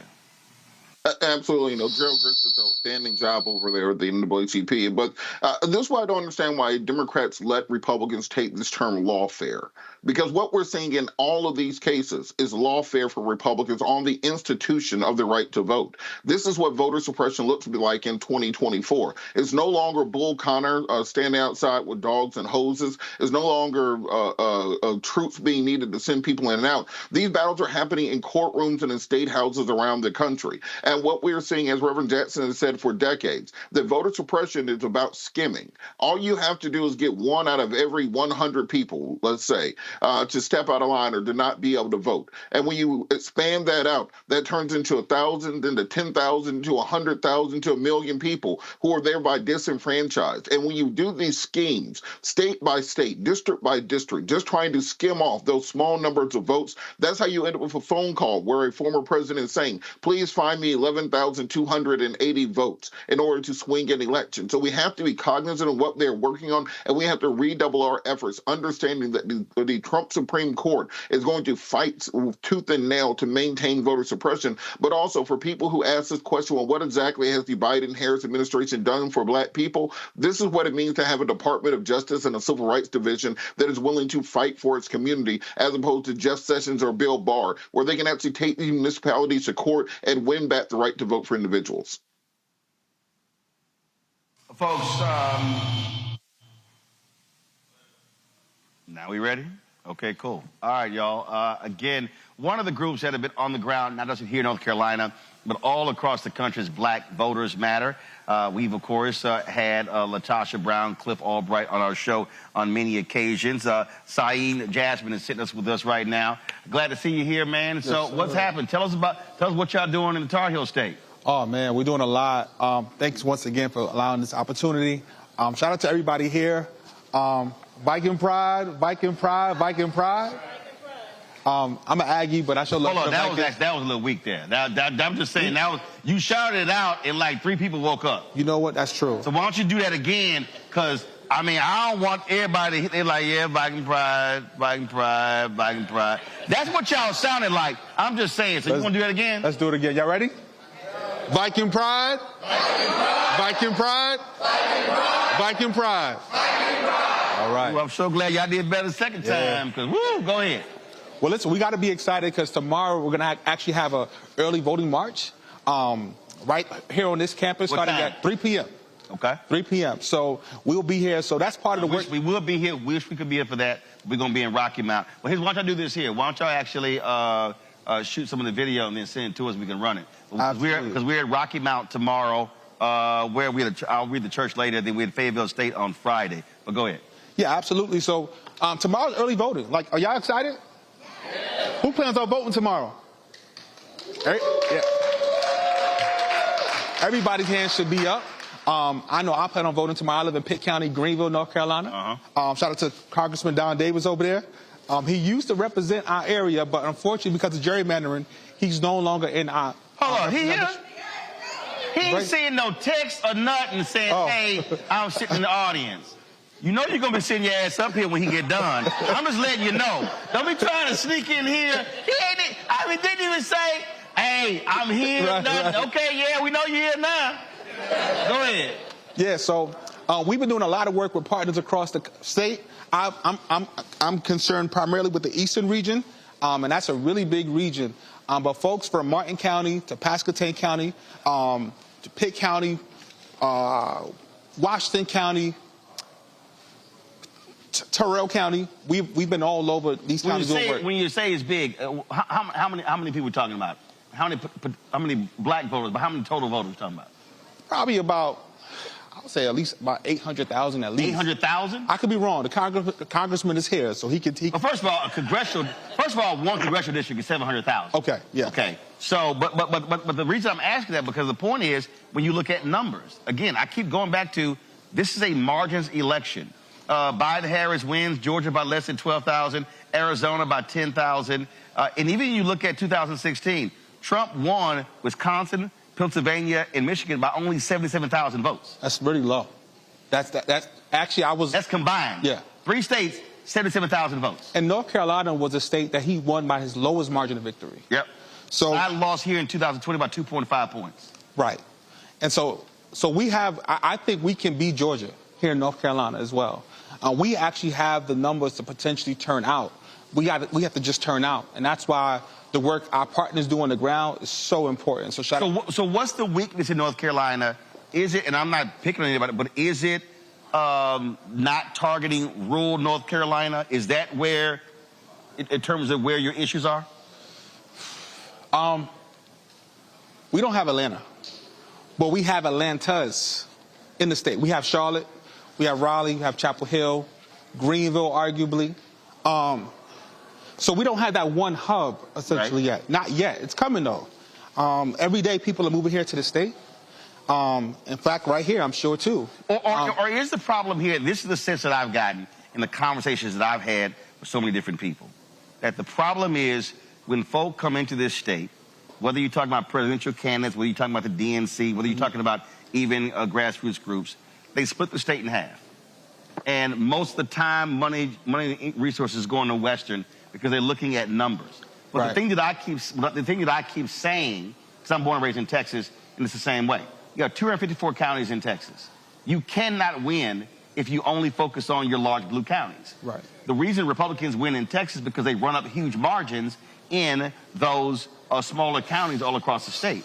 And so it seems as if the problem here is that there's so much energy focused on Western North Carolina, and you don't have much attention on Eastern North Carolina. Well, I can't speak for like the parties, but I can speak for Black Voters Matter, and I can say that investment has been made. I'm sure one of these students here, a lot of students have a Black Voters Matter hoodie, a T-shirt. Raise your hand if you have a hoodie, a T-shirt. So we've been here on the ground these last 4 years. So I know we've been here in these very rural parts in Windsor, North Carolina. In fact, we had one of our last bus tours, we went to a place called Lewiston, Woodsville. And that population is only about 200-something people, but we went there purposely because folks work at Purdue, right? And so we know that many people may not live in the actual area, but people from Purdue will be coming by the bus. And so we actually try to really go deep into those counties in the parts nobody wants to go to. Are y'all also pulling precinct data? What I mean by that is I have conversations with people all the time. I was in Cincinnati a few weeks ago, and there's a brother, he's in Alpha, and he was talking about their get out to vote stuff, and he was describing what they're doing, and I literally said, that shit ain't gonna work. Oh. And he was like, damn, bro. I said, no, seriously. I said, he was talking about, well, we're going to games signing people up. Sure. I said, why are you not going to the Board of Elections and targeting the 15, 20 largest black precincts? Then pulling that data and then looking at the 2022 midterms, the 2020 presidential election, and see how many people are registered in that precinct and how many actually voted. I said, so if you see 700 people registered in that precinct, but only 150 voted, I said, that's who you should be targeting. I said, you're going to places where people likely already registered.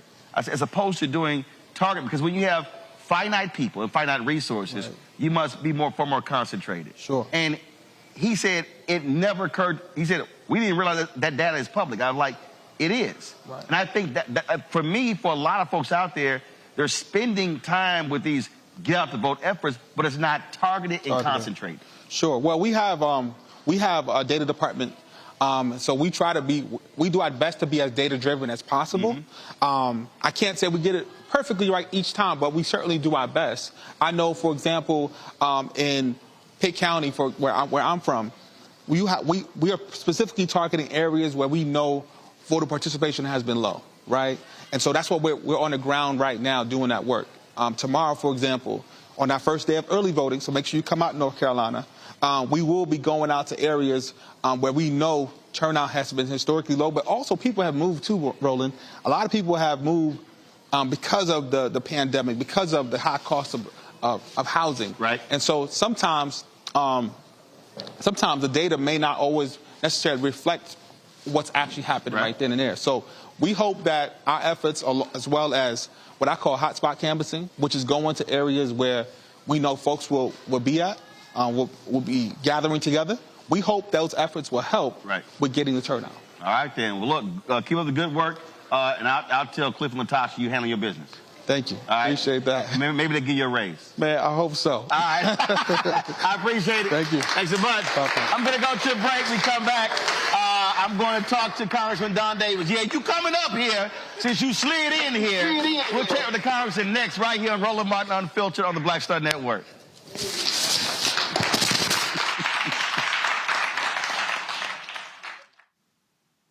I get it. The cost of rent, groceries, and utilities is too high. So here's what we're going to do about it. We will lower housing costs by building more homes and crack down on landlords who are charging too much. We will lower your food and grocery bills by going after price gougers who are keeping the cost of everyday goods too high. I'm Kamala Harris, and I approve this message because you work hard for your paycheck. You should get to keep more of it. As president, I'll make that my top priority. Bob and I both voted for Donald Trump. I voted for him twice. I won't vote for him again. January 6th was a wake-up call for me. Donald Trump divides people. We've already seen what he has to bring. He didn't do anything to help us. Kamala Harris, she cares about the American people. I think she's got the wherewithal to make a difference. I've never voted for a Democrat. Yes, we're both lifelong Republicans. The choice is very simple. I'm voting for Kamala. I am voting for Kamala Harris. IVF is a miracle for us because it allowed us to have our family. After having my daughter, I wanted more children, but my embryo transfer was canceled 8 days before the procedure. Donald Trump overturning Roe v. Wade stopped us from growing the family that we wanted. I don't want politicians telling me how or when I can have a baby. We need a president that will protect our rights, and that's Kamala Harris. I'm Kamala Harris, and I approve this message. Of 100 Republicans who worked in national security for Presidents Reagan, both Bushes, and for President Trump, now endorsing Harris for president. She came up as a prosecutor, an attorney general, into the Senate. She has the kind of character that's going to be necessary in the presidency. Vice President Harris is standing in the breach at a critical moment in our nation's history. We have a shared commitment as Americans to do what's right for this country. This year, I am proudly casting my vote for Vice President Kamala Harris. Former generals, secretaries of defense, secretaries of the Army, Navy, and Air Force, CIA directors, and National Security Council leaders under Democratic and Republican presidents, Republican members of Congress, and even former Trump administration officials agree there's only one candidate fit to lead our nation, and that's Kamala Harris. I'm Kamala Harris, and I approve this message. Wrongfully convicted. 5 teenagers were arrested, tried, convicted, and sent to prison. No men were exonerated. What he did to us, he tried to end us. Of course I hate these people. So-called the Central Park 5. Calling for execution. And let's all hate these people. We cannot have this man go into office again. I want society to hate him. We were innocent kids. The confessions were coerced. Today, we are exonerated. That guy says he still stands by the original guilty verdict. This is about democracy being on the ballot. I have absolutely no compassion. Look at Kamala. She represents the kaleidoscope of the human family. There's something different happening in America. We will get the opportunity to build a future where we will be able to thrive and not just survive.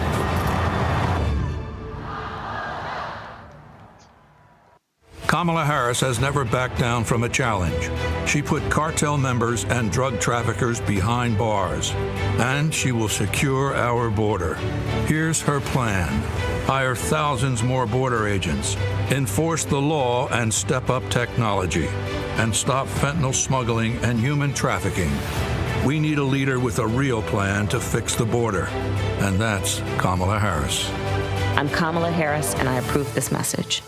What's up, everybody? It's your girl, Latasha from the A. And you're watching Roland Martin Unfiltered.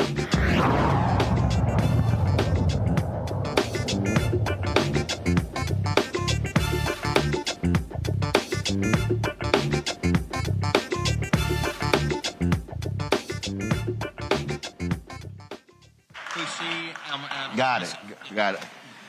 All right, folks, welcome back to Roland Martin Unfiltered on the Black Star Network. We're here at Elizabeth City State University. Glad to be here. Of course, North Carolina early voting begins tomorrow in this state. This is a critical state. Recent polling data came out just today showing Vice President Kamala Harris up 2 points here in North Carolina. They are doing lots of work in this particular state. She was here at East Carolina University on Sunday in Greenville. I was there while I interviewed her. And this is a state that they see that they can actually win. Joining us right now, one of 3 African-American members of Congress from North Carolina, Congressman Don Davis. Glad to have you here. So let's talk about what I was talking earlier with the brother from Black Voters Matter and some other places. I mean, again, when you look at this state, you got the Black Belt North Carolina, Eastern North Carolina, but so much attention is always focused on the West. The reality is, there's a lot of black votes in the eastern part of this state. Roland, let me say first, you look great in the Elizabeth City T-shirt there. Well, here's the deal. I have a standard rule. I only wear HBCU gear on my show, places where I've been to. All right. So if I'm correct now, this is the 59th HBCU out of the 107 I've actually been to. So this is the 59th. So well, you look great. The rest of them, if they ain't invited me, I don't wear them. And Elizabeth City, Elizabeth City State University is in North Carolina's first congressional district, and I'm proud. Viking pride. But let me, before I get into your question, I want to share something because we're talking about voting, engagement, empowerment. I remember at the North Carolina General Assembly, and you came. Mm-hmm. When there was a bill being rolled out in the appropriations, and there was language about closing the university. Yep. And if you remember, within about a 24-hour window, about 10,000 signatures came into us. Mm-hmm. Now, you're talking about empowerment, when people care about something and they engage. Well, guess what? We are here today because the people engaged, and I still remember to this day. Oh yeah, no, I remember. You were getting the word out then, and the people spoke loudly, and it gave us all the ammunition as I was in the state Senate to go in and make the tough arguments. And as a result, we're here today. I want to give a big shout out to the mayor, my friend Kirk, and to Dr. Edmonds, who's leading us right now. But to your point, when we look at North Carolina, here's the deal. Oh, that's the band. Oh, that's the band. No. I know the audio problem. I was like, Anthony, what the hell going on? That's the band. The band's heading home, man. They're jamming out. Okay, so when you look at North Carolina, here's the deal. Candidates running statewide, they want to win Wake County, go to Durham, Orange, heading over to Guilford, Winston, over in Forsyth, down to Mecklenburg. You have Buncombe sitting out in the far west. But you cannot win this state without Eastern North Carolina.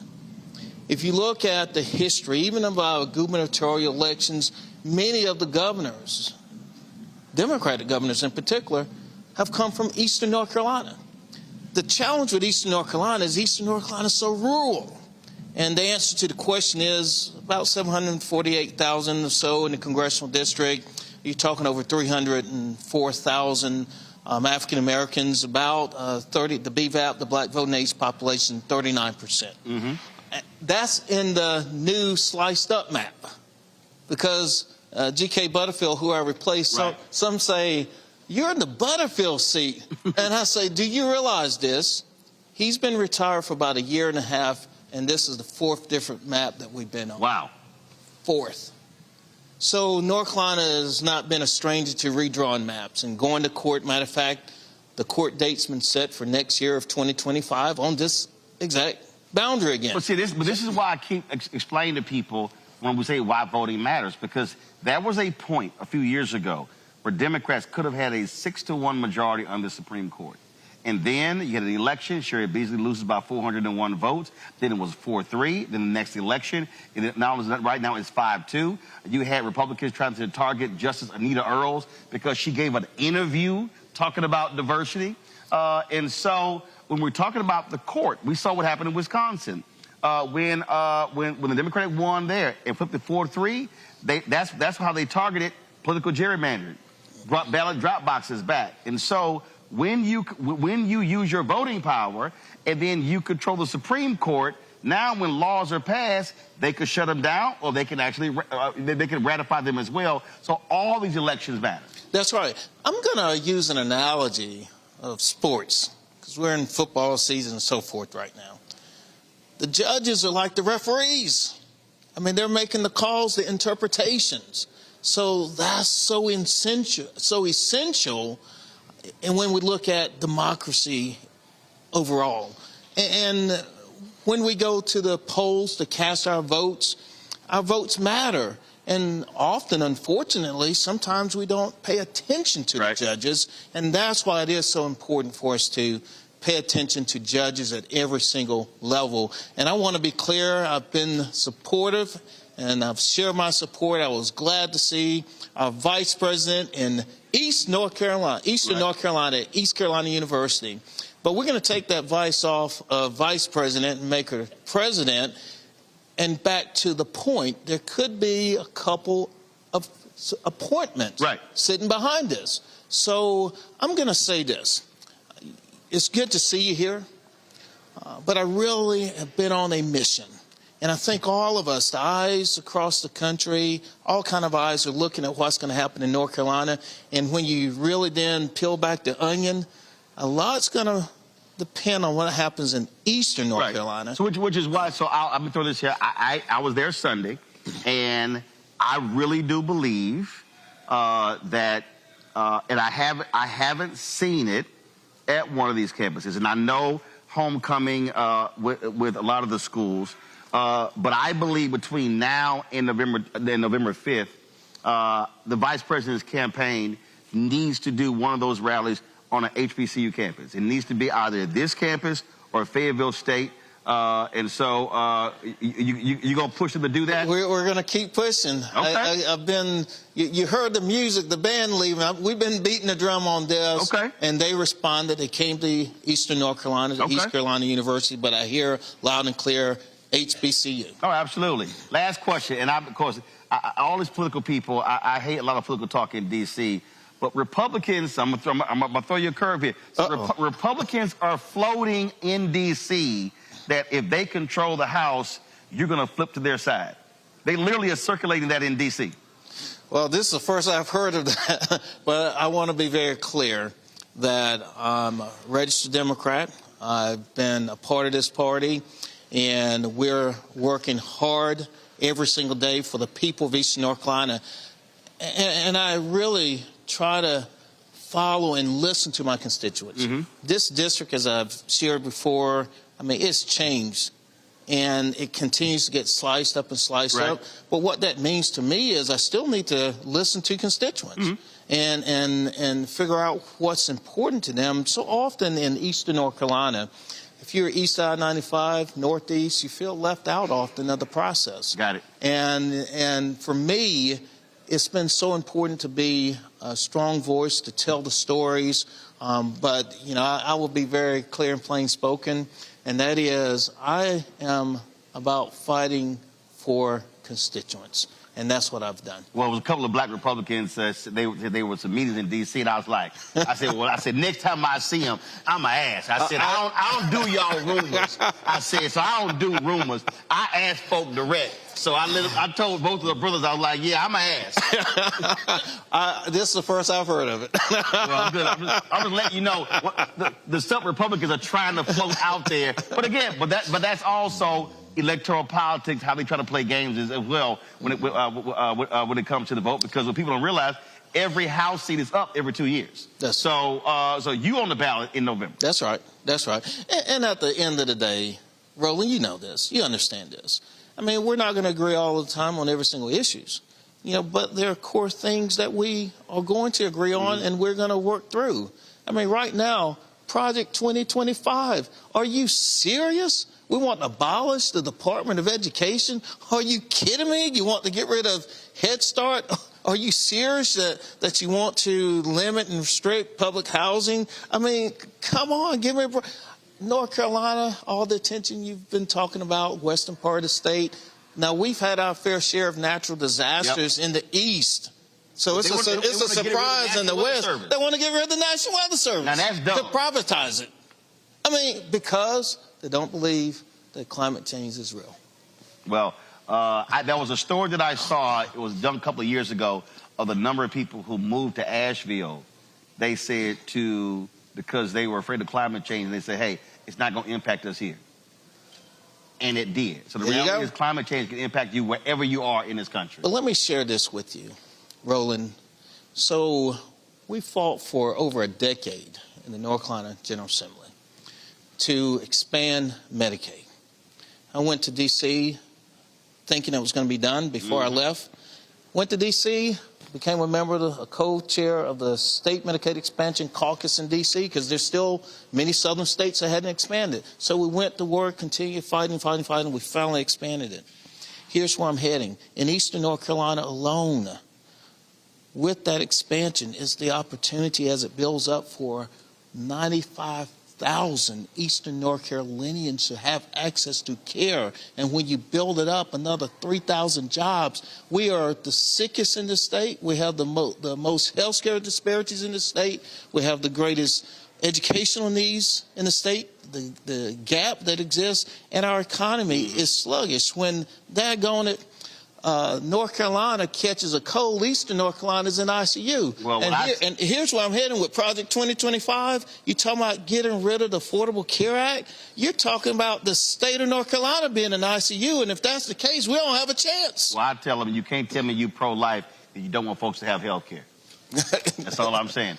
Congressman, we appreciate it. All right. Thanks so much. All right, then. Try to sneak in there, but I got you in there.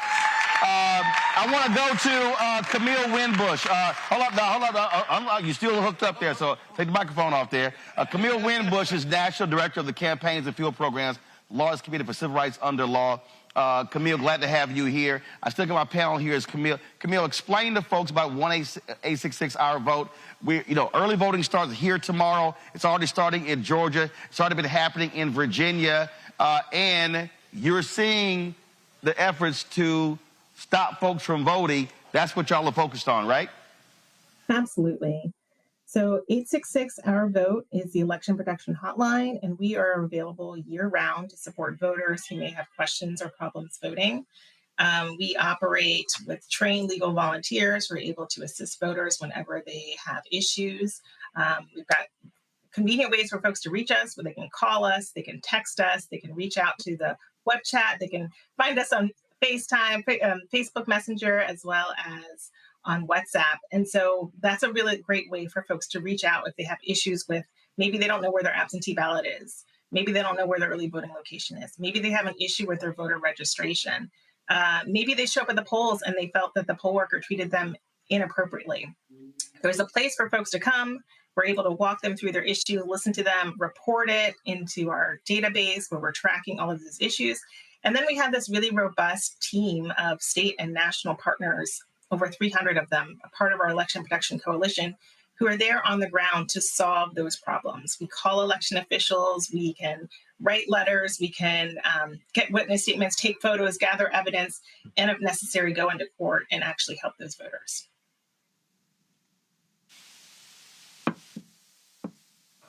Again, you say it's year-round, and when are you most active? Obviously, Election Day, but just give folks out there a sense of the kind of calls y'all actually get and some of the crazy stuff that's happening out there when folks are voting.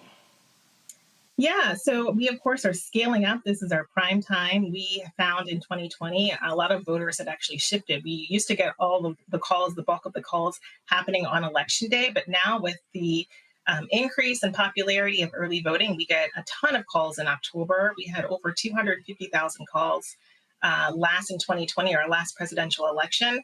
And we see a whole range of issues. One of the examples that I like to show about the hotline is how they can be effective. Back in 2020, there was this massive robocall scheme where two white supremacists wanted to stop Black folks from voting. And they targeted Black folks in Cleveland, they targeted them in Philadelphia and Detroit, and they sent this massive robocall out and said, hey, did you know that early voting, you're good on the rolls? That means that they're going to find you, they're going to find out your old warrants, they're going to be able to track you down and make you submit to mandatory vaccines. If they can make you pay vaccines, fines. And so this was a very clear scheme to suppress the vote in Black communities and, swing states. And so because we had the information from the robocall, the information come into the hotline, we're able to sort of step in and go to court and get a great award on behalf of the voters so that they wouldn't be turned away from the polls. We also have a system to be able to sort of, mass mobilize. Talking about, Camille, you're talking about those two races, Jacob Wohl as well as Jack Berkman, and they got sentenced to 500 hours of community service. But they've been doing all kind of ridiculous stuff for the last several years. And yeah, they got busted big time on that one. Absolutely. We want to make sure that voters this election know that there's a lot of maybe misinformation out there, that maybe just folks who are deliberately scheming to deprive them of their right to vote. And so it's really great to be able to have a trusted messenger. We are a nonpartisan hotline. We've been doing this day in, day out for the last 20 years. And so we have trained legal folks who are able to walk them through every step of the laws. And, the laws are constantly changing. So it's helpful for folks to just have that peace of mind to know that we're not trying to sway a voter one way or the other. We're just trying to give them the factual information they need to vote. Camille, we appreciate it. 1-866-OUR-VOTE. Lawyers Committee for Civil Rights Under Law. Y'all been doing great work with this for a long time, and so we really appreciate it. Thanks a lot. Thank you.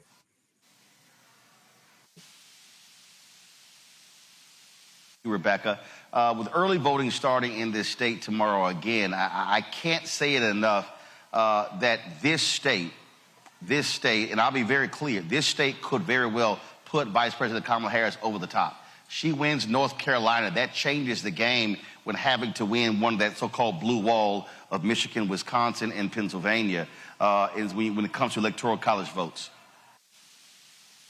I'm Cynthia in North Carolina tonight. I need to shout out North Carolina Black Alliance because all the incredible work they're doing across the state, especially with their Raising the Bar program, which is doing extensive work with HBCU students on all of the institutions across the state, making sure that HBCUs are working in concert as they're increasing their civic education and civic engagement on campus. One thing to note is that some of our students with North Carolina Black Alliance was able to secure an early voting location, a polling site on their campus at North Carolina A&T. A&T is 19,000 students. And so earlier in the broadcast, Roland, you talked about how the Congressional district was split, how A&T was split across 2 congressional districts, but it also happened in the state house races as well. Both, I believe, the state house and the state Senate side. North Carolina A&T was split into multiple parts. So I say all this is that North Carolina has a real opportunity to actually get out, show up, and vote. And it's so important that people do this, especially when we know that the scheme in North Carolina, the state legislature was very clear. They were caught on audio, they were caught on tape when they said that they were surgically trying to remove as many Black voters off of the rolls to split up and dilute Black political power by breaking up communities as redistricting was occurring in North Carolina. And to the congressman's point, he's still going to be impacted by this constant redrawing of political districts in North Carolina. So I say all this. I try to tell voters, especially those who are skeptical, I'm not going to tell you to vote because people bled and died literally for your right to vote. I'm encouraging you to vote because there are people who are actively trying to stop you from voting. If there isn't any other reason, it's because someone doesn't want you to vote. That's why you should turn out to vote in North Carolina. Elections are about math. I said earlier, elections are about math. And here's the math, again, to understand this election here. When I look at the numbers, Wisconsin, 10 electoral college votes. Michigan, 15 electoral college votes. Pennsylvania, 19 electoral college votes. North Carolina, 16. And so we talk about what's happening with Muslim vote in Michigan. The reality is this here. If Vice President Harris loses Michigan and wins North Carolina, there still is a pathway to victory. And so that's why this is important. There are more electoral college votes here in North Carolina than in Michigan and Wisconsin.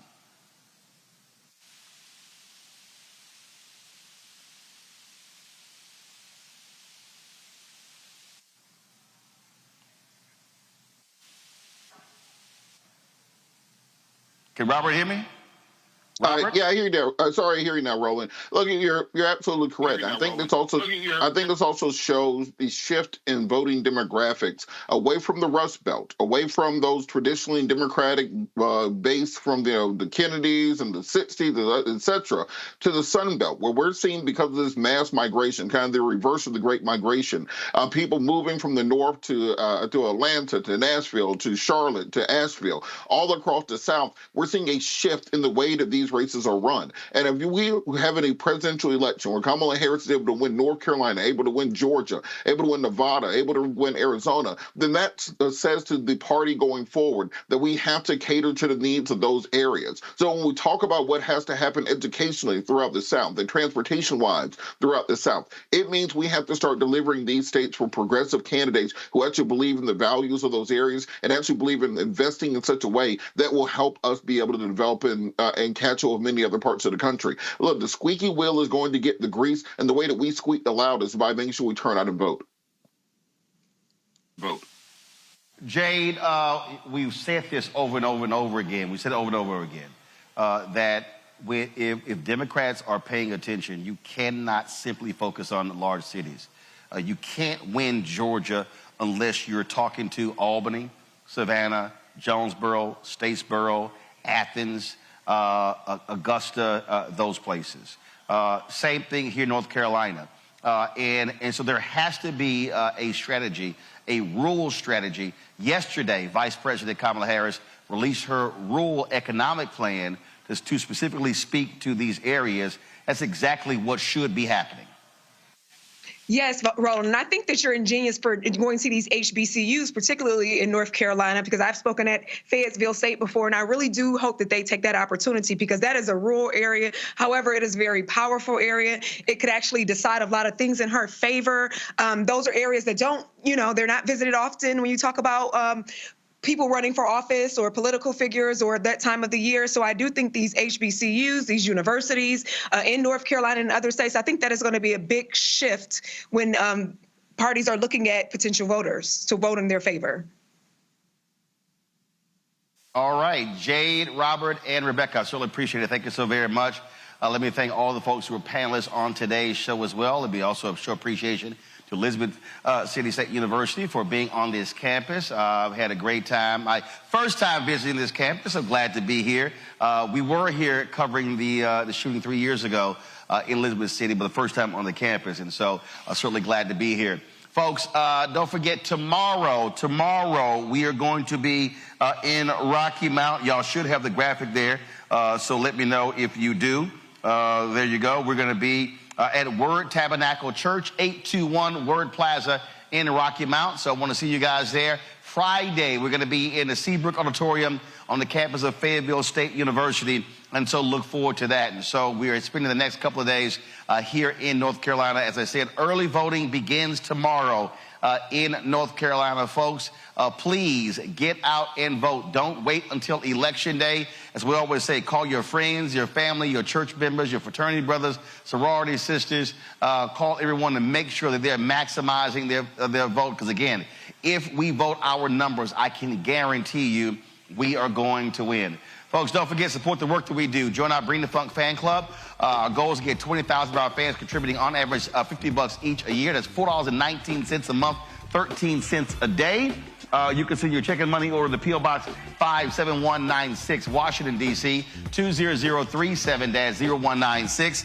PayPal is R. Martin Unfiltered. Venmo is RM Unfiltered. Zelle, Roland at RolandSMartin.com, Roland at RolandMartinUnfiltered.com. Also, download the Black Star Network app, Apple phone, Android phone, Apple TV, Android TV, Roku, Amazon Fire TV, Xbox One, Samsung Smart TV. And be sure to get a copy of my book, White Fear, How the Browning of America is Making White Folks Lose Their Minds. Available at bookstores nationwide, Target, Books A Million. Also, you can get the audio version on Audible. So again, we're here. Rocky Mount tomorrow, Fayetteville State on Friday, and then I'll be at Friendship West Baptist Church in Dallas on Sunday. Early voting starts in Texas on Monday, and so I'll be there with Reverend Frederick Douglass Haynes III. We'll be broadcasting live from Dallas on Monday as well. Folks, that's it. Y'all know how we end the show. I'll see y'all tomorrow. Holla!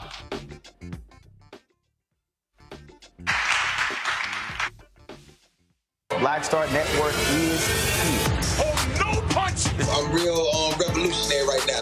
Thank you for being the voice of Black America. All momentum we have now, we have to keep this going. The video looks phenomenal. See, this difference between Black Star Network and black-owned media and something like CNN. You can't be black-owned media and be scared. It's time to be